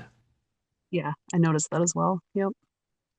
Nice, nice. And my notes also had um something, maybe not. It's hard to see on my phone, but anyway, yeah, Yeah, just lots a of things nodal. happening.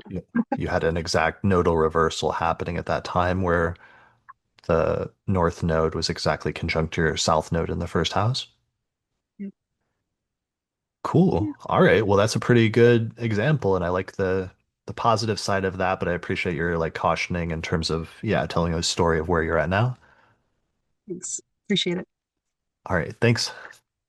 Okay, this is a little different one, but this might work. Kelly, if you're still here with the example of purchasing shares in your company. All right. Hey, what's your birth data? 9/21/62. All right. And what is the date of the event we're looking at? August 27th, 2018. And your ascendant is at 27 Aquarius? Yes. Okay. So, in terms of the setup, you said that on this day you purchased shares in your company to be a partner, and that Right. Saturn and Uranus exactly trined your natal Uranus in the eighth house. Right. But what I also noticed is that the sun and the Jupiter were, do we have the right date? 28? Yeah, we're also in opposition on the second and the eighth house. Right. Okay. So, what was the setup in terms of describing the context of this event? What does it mean that you bought shares with your company?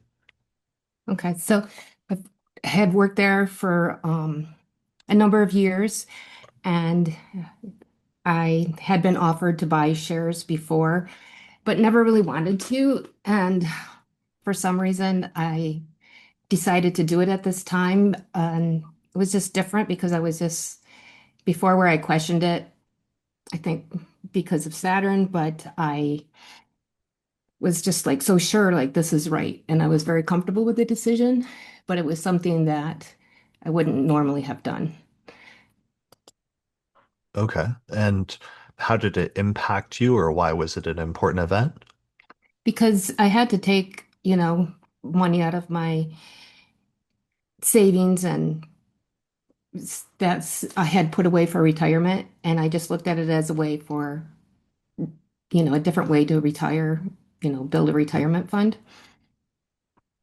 Got it. And did that end up being successful, or how did it impact your life?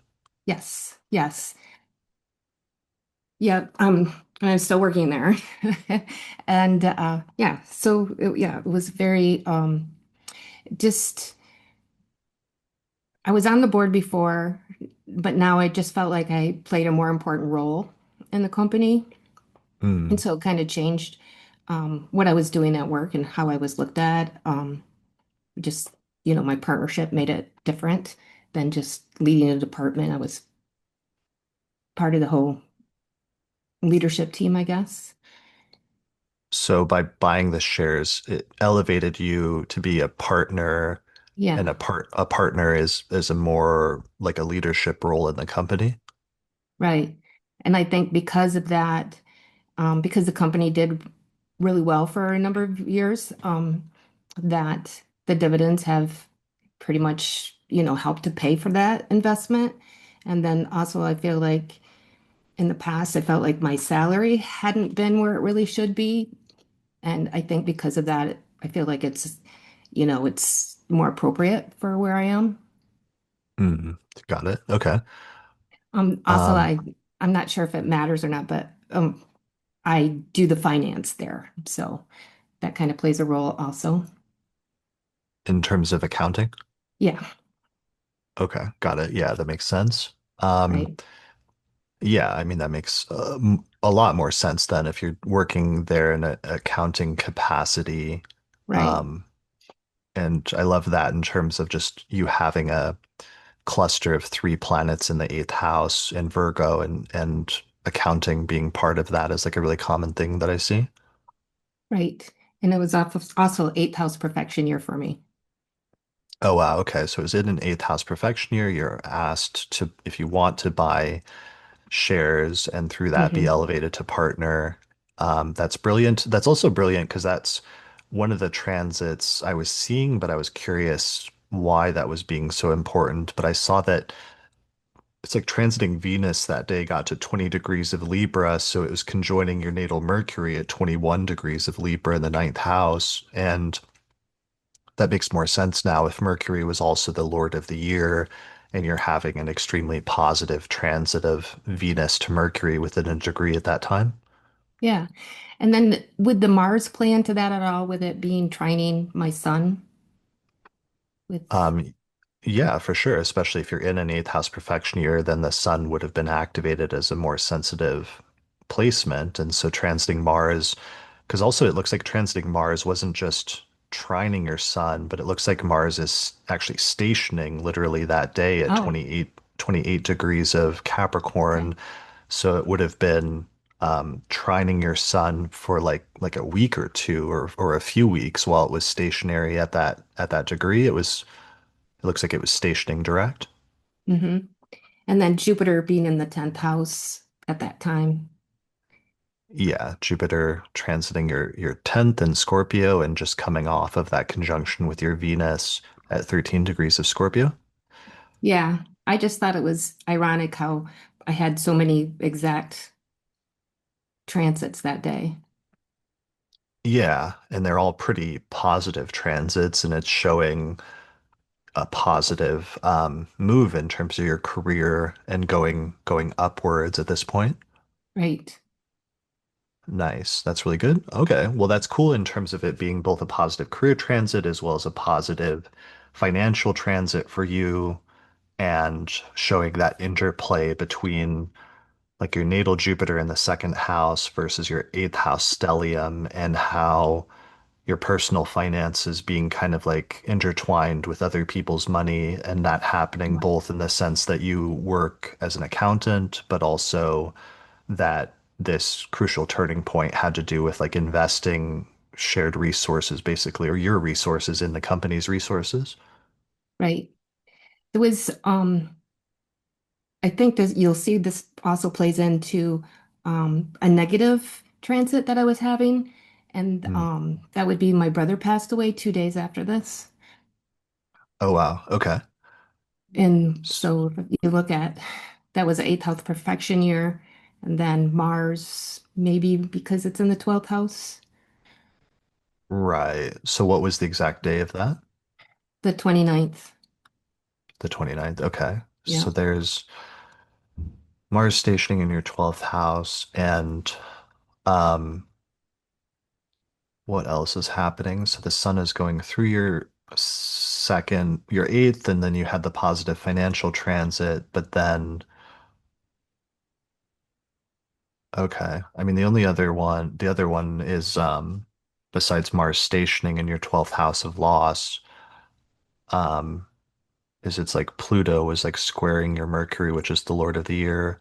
So it's weird that you're having like a positive transit and a negative transit at the same time to the Lord of the Year. What is Mercury itself doing? So the ruler of the third house is Mars, which is natally in Cancer in the sixth. It's a day chart. How did he pass away or what happened? He was an alcoholic, but when Okay. he went into the hospital, we didn't realize that he was that bad that would, be the cause of him passing away kind of suddenly, actually. Oh, that's what it is. It's transiting Pluto. Yay. I was looking at it when I was Well, looking at the I 27th. super. Pluto is at I 19 degrees super.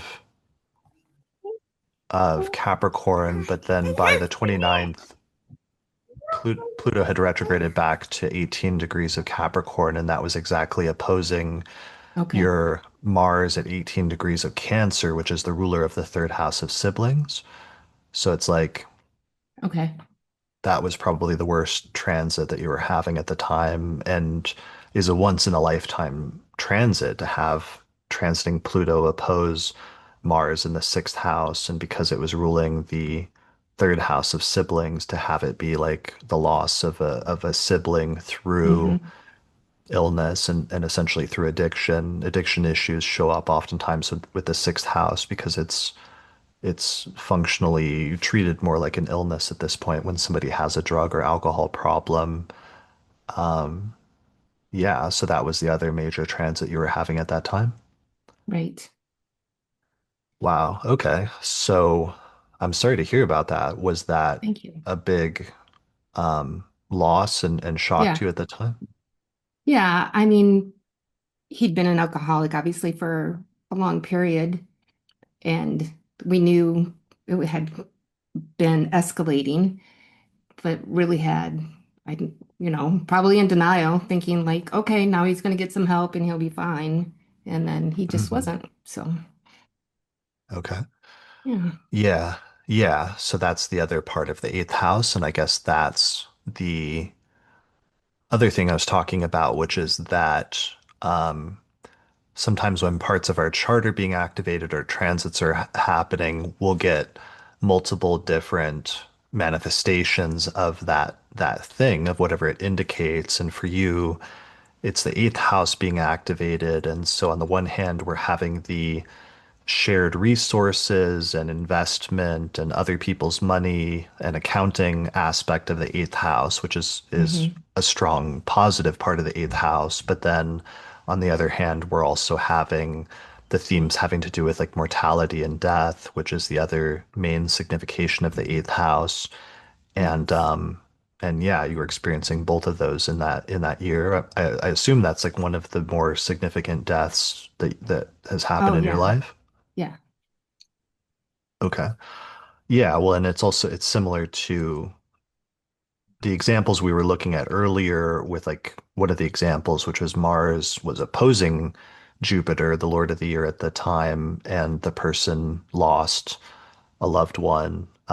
Here it's Pluto, transiting Pluto, opposing Mars and Hmm. losing a sibling. Right. Wow. Okay. Well, that's Yeah. a good, yeah, thanks for sharing that. That's a good example. And Sure. again, it shows what we've seen in other instances, which is like sometimes we're having really positive transits and really negative transits happening at the same time. And that sometimes you can have, metaphorically, there's like a wedding and a funeral, or in this instance, it was a job promotion and then the loss of a loved one. And Yes. that life is complicated like that sometimes. Right. Yeah. So two big ones right at the same time, basically. Yeah. Yeah, exactly. Absolutely. Hmm. Um, well, that actually brings up that's actually the answer to that though, is that transiting Jupiter in your chart is transiting your 10th house. You have a day chart, so your Jupiter transits the most positive, and the Mars ones are the most negative or challenging. And transiting Jupiter's at like 16, moving into 17 Scorpio. So that's actually trining your natal Mars at that time. Okay. So that's actually it. Those are the two primary ones. Let me circle that. Let's see. So we have transiting Jupiter, trining Mars, and then we have transiting Pluto, opposing Mars. So on the one hand, you're getting a positive career thing happening with Jupiter going through Hmm. your 10th house and hitting positive things like your Venus placement and trining Mars, which is the ruler of your 10th house of career, and you're getting a promotion. But then because you're simultaneously having one of the worst possible transits, which is transiting Pluto opposing Mars, the ruler of the third house. And because Mars doesn't just rule the 10th house of career, but it also rules the third house of siblings, you're also Hmm. experiencing a significant loss at that time. So that's a really incredible, yeah, and rare sort of lineup to have that happening at that time and to have both of those areas activated in that way. But I think that is really important in terms of what we can learn from that as astrologers. Yeah. Yeah, thank you for sharing that. I You're welcome. appreciate it. How Thank so you. that I guess that's happened. The promotion happened, and you said you're still with the same job. Yep. Yep. Yep. Good. Okay, awesome. Everything's Well, good. thanks a lot for sharing your example. I appreciate it. Thank you. All right, take care. Yeah, so that's really important, and that's the other thing about this is like, life is complicated, and all of us have multiple things going on in our life at any one time, and sometimes important threads in our life can culminate all around the same time, especially when we have multiple important transits happening at the same time. And sometimes when those transits are like going exact at the same time, we have multiple really important life-defining events happening at the same time. Or sometimes it'll be just a few days apart if the transits are spread out just a little bit. Or sometimes if the exact transits are spread out by a month, there'll be two important different things happening back to back in a different month. Yeah, that was good. So everybody in the chat says thanks to Kelly for sharing. All right, where are we at? Okay, there's just two more, I think, if both of you are here that I could do really quickly before I wrap up and before I run out of energy. So Rachel with the Mars transit, let's do yours first if you're here.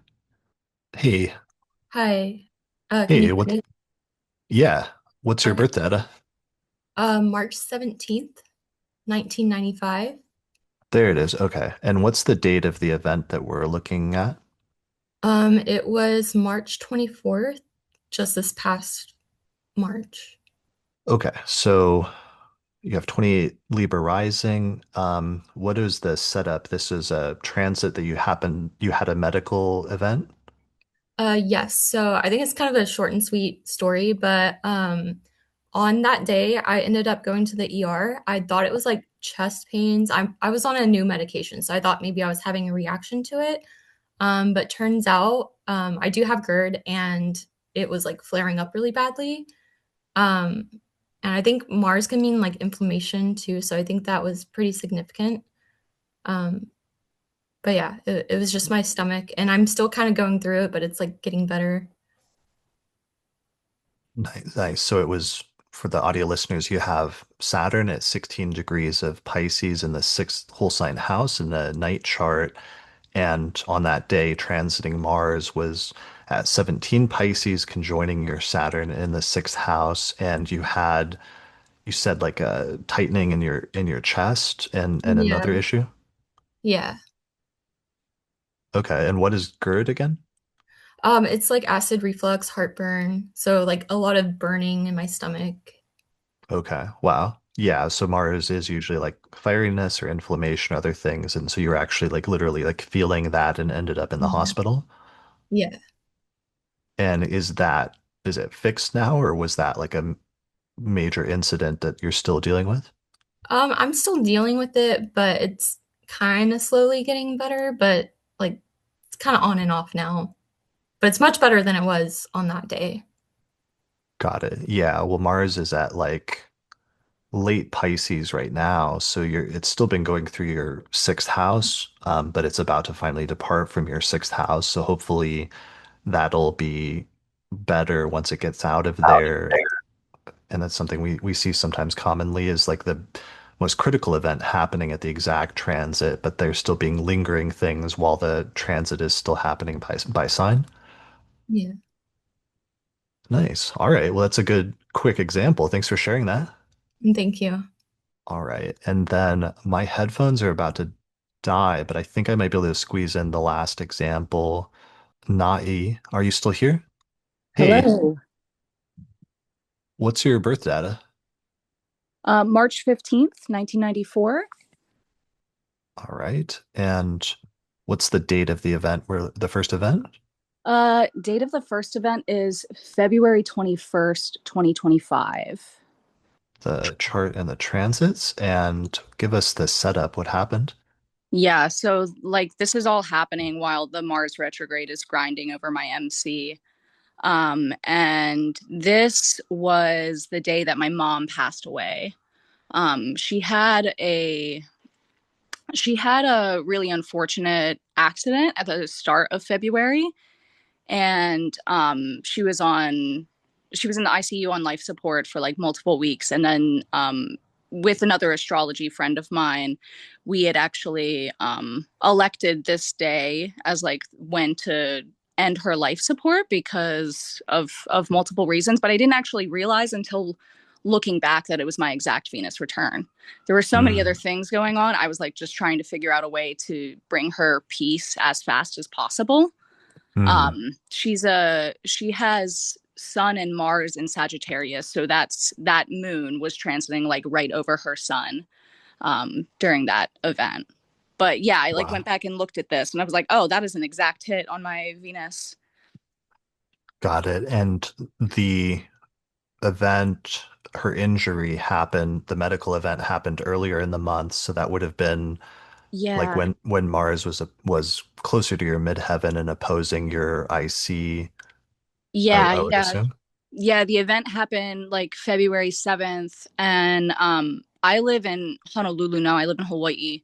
So there's this really interesting thing because like Mercury is combust with the sun. I actually didn't get the call that she had been in this accident until Mercury perfected the conjunction and then passed the sun.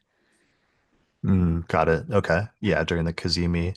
Yeah. So I see on February 7th that Mars was at like 18 Cancer and it was opposing your IC at 20 degrees of Capricorn. And so there's other things going on, but that's Yeah. probably one of the main triggers in terms of the Mars retrograde opposing your IC and the IC representing the parents and each of the parents, and in this case your mother, and she has that accident, and then um, later in the month when transiting Venus exactly conjoined natal Venus at 9 degrees of Aries, and Venus is actually the ruler of your eighth house of Hmm. death and mortality, as well as Yeah. the ruler of your ascendant that And you, this would have been at the tail end of my seventh house perfection year too. oh, wow, okay, so you're also in a seventh house perfection year. And then she was gone, and it was just a matter of that you had to, that the doctors said that you needed to stop doing life support, and it was a matter of when to let her go, and then it ended up being this day. Yeah, yeah. And then right, flew back to Hawaii trying to get my life back together. I was in my final semester of college too, so like this, right, like so many moving parts. And then April 16th of that same year, I got the call that my stepfather had passed away. And this was the Venus retrograded, had retrograded back into Pisces. And it was conjunct, it was conjunct, I think, maybe off by a degree, my sun. And then also with Rahu and Saturn. Oh, right, because this wasn't just Venus conjoining your sun on the day that your mom died, but Venus was slowing down to station retrograde within a degree. Okay, so that And then first part actually. this would have been the start of my eighth house perfection year. So now I'm in a Venus perfection year. Okay, so then your birthday takes place on March 15th, and then it switches to from your seventh house to your eighth house. Um, and then Venus is activated as the Lord of the Year. Venus is retrograde. And then what was the date for the second event? April 16th. Okay, so then like a month after you switch into your eighth house perfection year, and what happens with your father? Um, he had passed the night before from a stroke, and I got the call at like 6:15 that it had happened. And then I think at 8:15 that morning, I had called my job, and I was like, I can't do this. I was like, I used up all my vacation time. I'd used up all my PTO, my paid sick time, my unpaid sick time, and I just kind of had to take an extended leave of absence, which is very like the North Node there, because I was already having questions about whether I wanted to stay at this job, but knowing that the job market was really shitty, I was like, I'll just stick with it. It's not I've definitely had worse jobs. It's a pretty great place. But then just kind of like push came to shove and the life circumstances happened. And I just had to call HR that day. And I was like, I can't do this right now. Like I have to grieve. I have to graduate college. I have all these other things. Like I just can't prioritize this job right now. And they were super cool about it. They were like, so sorry this is happening to you. I totally understand. Um, and yeah, then I checked the chart and I was like, whoa, like North Node, Saturn, Venus on my sun in the sixth. Yeah, so you said you had used up all of your sick leave and PTO, and so you quit your job on the spot on this day, and we see Venus is conjoining Saturn in your sixth house of work, and it's also conjoining your sun at 25 degrees of Pisces. And was your father, because I also see that like transiting Uranus is conjoining your south node in the eighth house. Was this unexpected? Was this like one of those situations where his medical situation came out of nowhere, where sometimes when an older couple, when one passes away, another one does not long after that because of the stress on them, or like what were the circumstances surrounding this? So my parents, like my mother and my stepfather, have been divorced since before I was born, which is like another story for another day. But uh, when my mom was passing away, I there was a lot of arguments or strife between me and him because he didn't want to come to her funeral. And I was really upset about that for obvious reasons. So I actually wasn't on speaking terms with him. Um, Hmm, and it wasn't, he passed from a stroke. So it was very quick and sudden. But right. he did have like a history of high cholesterol and high blood pressure. So, like when they told me he had passed away, I said, "Oh, did he have a stroke?" And they said yes. And it was on the 16th. Yeah, so it would have been the night. It would have been the night of the 15th going into the 16th. Got it. Okay. Yeah. The 15th going And into fun fact, he is also a Pisces sun and a Taurus moon. Pisces, Sun, Taurus, Moon. So Okay. we have that synastry.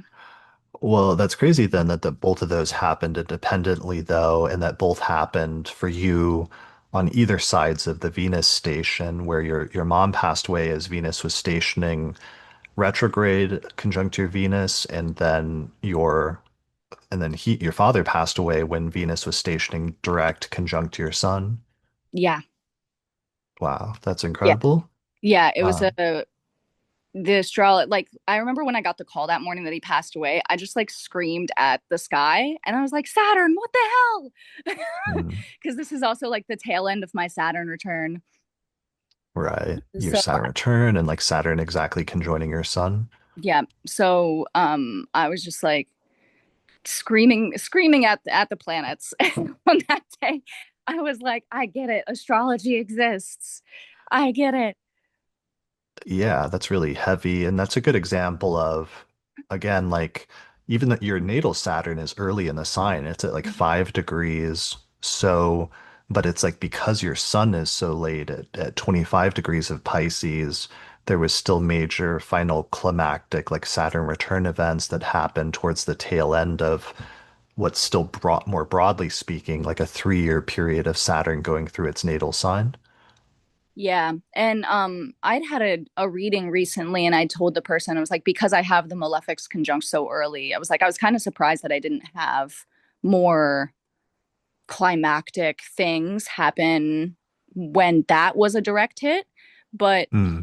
but I think the Mars retrograde is really the Mars retrograde and the Venus retrograde, and right, like the Venus retrograde starting in the sign of the Lord of the year at that point, and then switching to Venus being the Lord of the year. I think Hmm. all of those all of those culminating factors. Yeah, that literally puts in layers in like all of the main filtering factors that we've talked about today, which is like exact transits, retrogrades being more important when the transit is retrograde and stationing, especially to the degree, annual profections activating either the sign or the Lord of the year. Yeah, We've Ascendant. got, go ahead. I just said it's all, like also my Ascendant Lord Venus. Right. Yeah, absolutely. And yeah, that's a really good example. I'm trying to think of, I mean, did you have any other stuff when Saturn went into Pisces in what, early 2023 forward? Like Um, what that's was happening? that's when I first got this job. The job Okay. with that day, I got I think I like signed my paperwork and stuff at the end of 2022, but my first day in the office was like January 2nd, 2023 or something.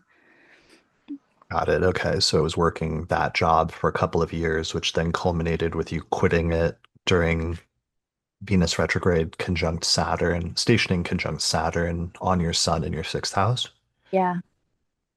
Wow. Okay. Well, and I guess that's the other thing that it demonstrates is that transits are sometimes multiple things happening at once. In this instance, like it was the loss of your father, but then also quitting that job at the same time. Yeah, and it's like I said, it wasn't the worst job in the world, but I already kind of saw that I didn't like there wasn't maybe as much um uh maybe synastry since we're talking astrology, there wasn't as much synastry with like my beliefs and the direction that the company was heading. So I Hmm. was already having those questions about like how to reconcile that. Um and like what I was going to do about it. And then the universe, fate, the North Node, whatever you want to call it, kind of took the decision out of my hands. Yeah, that makes sense. And that's really important in terms of how that can work sometimes where there's a confluence of things that are outside of our control and then sometimes things that are within our control and our choices, but all of them are being mirrored and mapped out in some ways by the transits. Yeah, for sure. Awesome. Well, thanks for sharing that. That's a really good example, and I think is a perfect one to end on today, just because of how many things that tied together at once. So thanks for sharing it. Yeah, mahalo. Thank you. All right, thanks. Yeah, everybody says thanks for sharing. All right, I think that's it. So my headphones are dying, so that's the last one I can do for today. But I think that puts us at a good 2.5 hours for this workshop. Thanks everybody, all the patrons who joined me for this today, for this live webinar that we did with just patrons of the Astrology podcast. I also got a bunch of social media examples that were submitted, so I might do a separate recording at some point sharing some of the best ones of those. But I think we learned a lot here today where I was trying to isolate it and we were trying to focus on what was the exact transit that coincided with the event. But obviously, our lives are complicated and there's other sign-based things going on at any one time. There's eclipses happening. There is whatever the broader outer planet transits are. Sometimes there's multiple transits happening at once. We saw the importance of annual profections as a filtering technique to help identify the most important transits that are going to be more potent in a given year. We saw quite a bit. So this is a good first step, I think, at really understanding exact transits. And if people would like to do more of these, let me know, and maybe we can do another webinar like this. If people are watching this later on YouTube, if you have a good example of an exact transit that happened in your life, please post it in the comments below this video on YouTube, and I may take some of those and use those as examples in a future episode. Um, what else? To summarize the main point of today, though, everybody should pay attention to your exact transits, especially when a transit comes within 1 degree of orb, because oftentimes you will see a specific event manifest in your life at that time. And sometimes it can be really important events, like we've seen some really major life-defining events happen today. Sometimes it'll be an event of medium importance, let's say, and other times it will be an event of lesser importance. But nonetheless, something has still happened at that time, which symbolically has matched the quality of the transit in some way. So sometimes creating a transit journal can be a good idea, and that might be a good project that all of us could do this year. Because I started like a document and I've just been noting sometimes when I have an exact transit and what happened on that day, or if like multiple different things happened on that day, that a transit went exact to note that. And that can be a good process that maybe we could all research this year and come back and do another episode is just from this point forward, paying attention to each notable transit that you have when it comes within a degree and just what happens in your life at that time. And you learn so much about astrology by doing that, about not just the transiting planets, but also you learn more about what the houses mean. Like we've seen a lot of really clear instances of what the houses signify today. You learn about what the aspects mean. You learn about distinctions about benefic versus malefic and everything else. And that's the reason why I've always said that transits are one of the most compelling things about astrology. Because when you look at like natal charts, for example, sometimes the interpretation of like a natal placement can be somewhat subjective in some instances or to some extent, but having an event happen in a person's life really brings the chart alive in a really concrete way. And that to me has always been one of the most compelling things about astrology that I wish that more people truly studied. But by doing webinars like this, I hope that I've given people the tools in order to understand how to approach degree-based transits in this way a little bit better. So, yeah. So I think that's it for this webinar and for this episode of the Astrology Podcast. So thanks everyone for watching or listening. Thanks to all the patrons that joined me and shared your story with me today. I really appreciate each of you, and especially those of you sharing really delicate things and really important events in your life. Thanks for opening up and sharing that with us so that all of us can grow and learn as astrologers. I think that's so important and so valuable, and I'm really grateful to be able to do this with all of you. All right, I think that's it for this episode. So thanks everyone for watching or listening, and I'll see you again next time. If you're a fan of the podcast and you want to get access to bonus content, then become a patron through my page on Patreon, where you can get early access to new episodes, attend live recordings and webinars, access the monthly electional astrology podcast, the secret astrology podcast that's only available to patrons, or you can even get your name listed in the credits. Find out more at patreon.com/astrologypodcast. Special thanks to the patrons on our producers tier, including patrons Christy Moe, Ariana Amour, Mandy Ray, Angelique Nambo, Isa Sabah, Jeannie Marie Kaplan, Melissa Delano, Sunny Bozbaz, Kwatsi Alabarahu, Annie Newman, Ginger Sodlier, Berlin West, and Nikki Crawford. If you're looking for good dates to do things this year, then be sure to check out our 2026 Electional Astrology Report, which is a guide to the most fortunate dates in 2026. You can get it at theastrologypodcast.com/2026 report. If you're really looking to take your studies of astrology to the next level, then consider signing up for my Hellenistic Astrology course, which is an online course in ancient astrology where I take people from basic concepts up through intermediate and advanced techniques for reading birth charts. There's over 100 hours of video lectures, plus live webinars and Q&A sessions each month, and at the end of the course, you get a certificate of completion saying that you studied with me. Find out more information at theastrologyschool.com.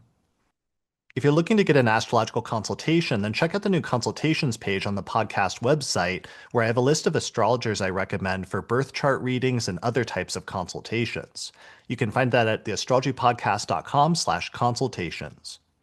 The astrology software we use and recommend here on the podcast is called SolarFire for Windows, and you can get a 15% discount on it by using the promo code AP15 at the website alabe.com. For Mac users, we recommend the program called AstroGold for Mac OS, and you can use the promo code AstroPodcast15 to get a 15% discount at their website, which is astrogold.io. And shout out to our sponsors for this episode, including the Northwest Astrology Conference, which is happening in Seattle and being live streamed online May 21st through the 25th, 2026. Find out more information at norwac.net, as well as the United Astrology Conference, which is happening in Chicago this year, September 3rd through the 9th, 2026. Find out more information about that at uacastrology.com.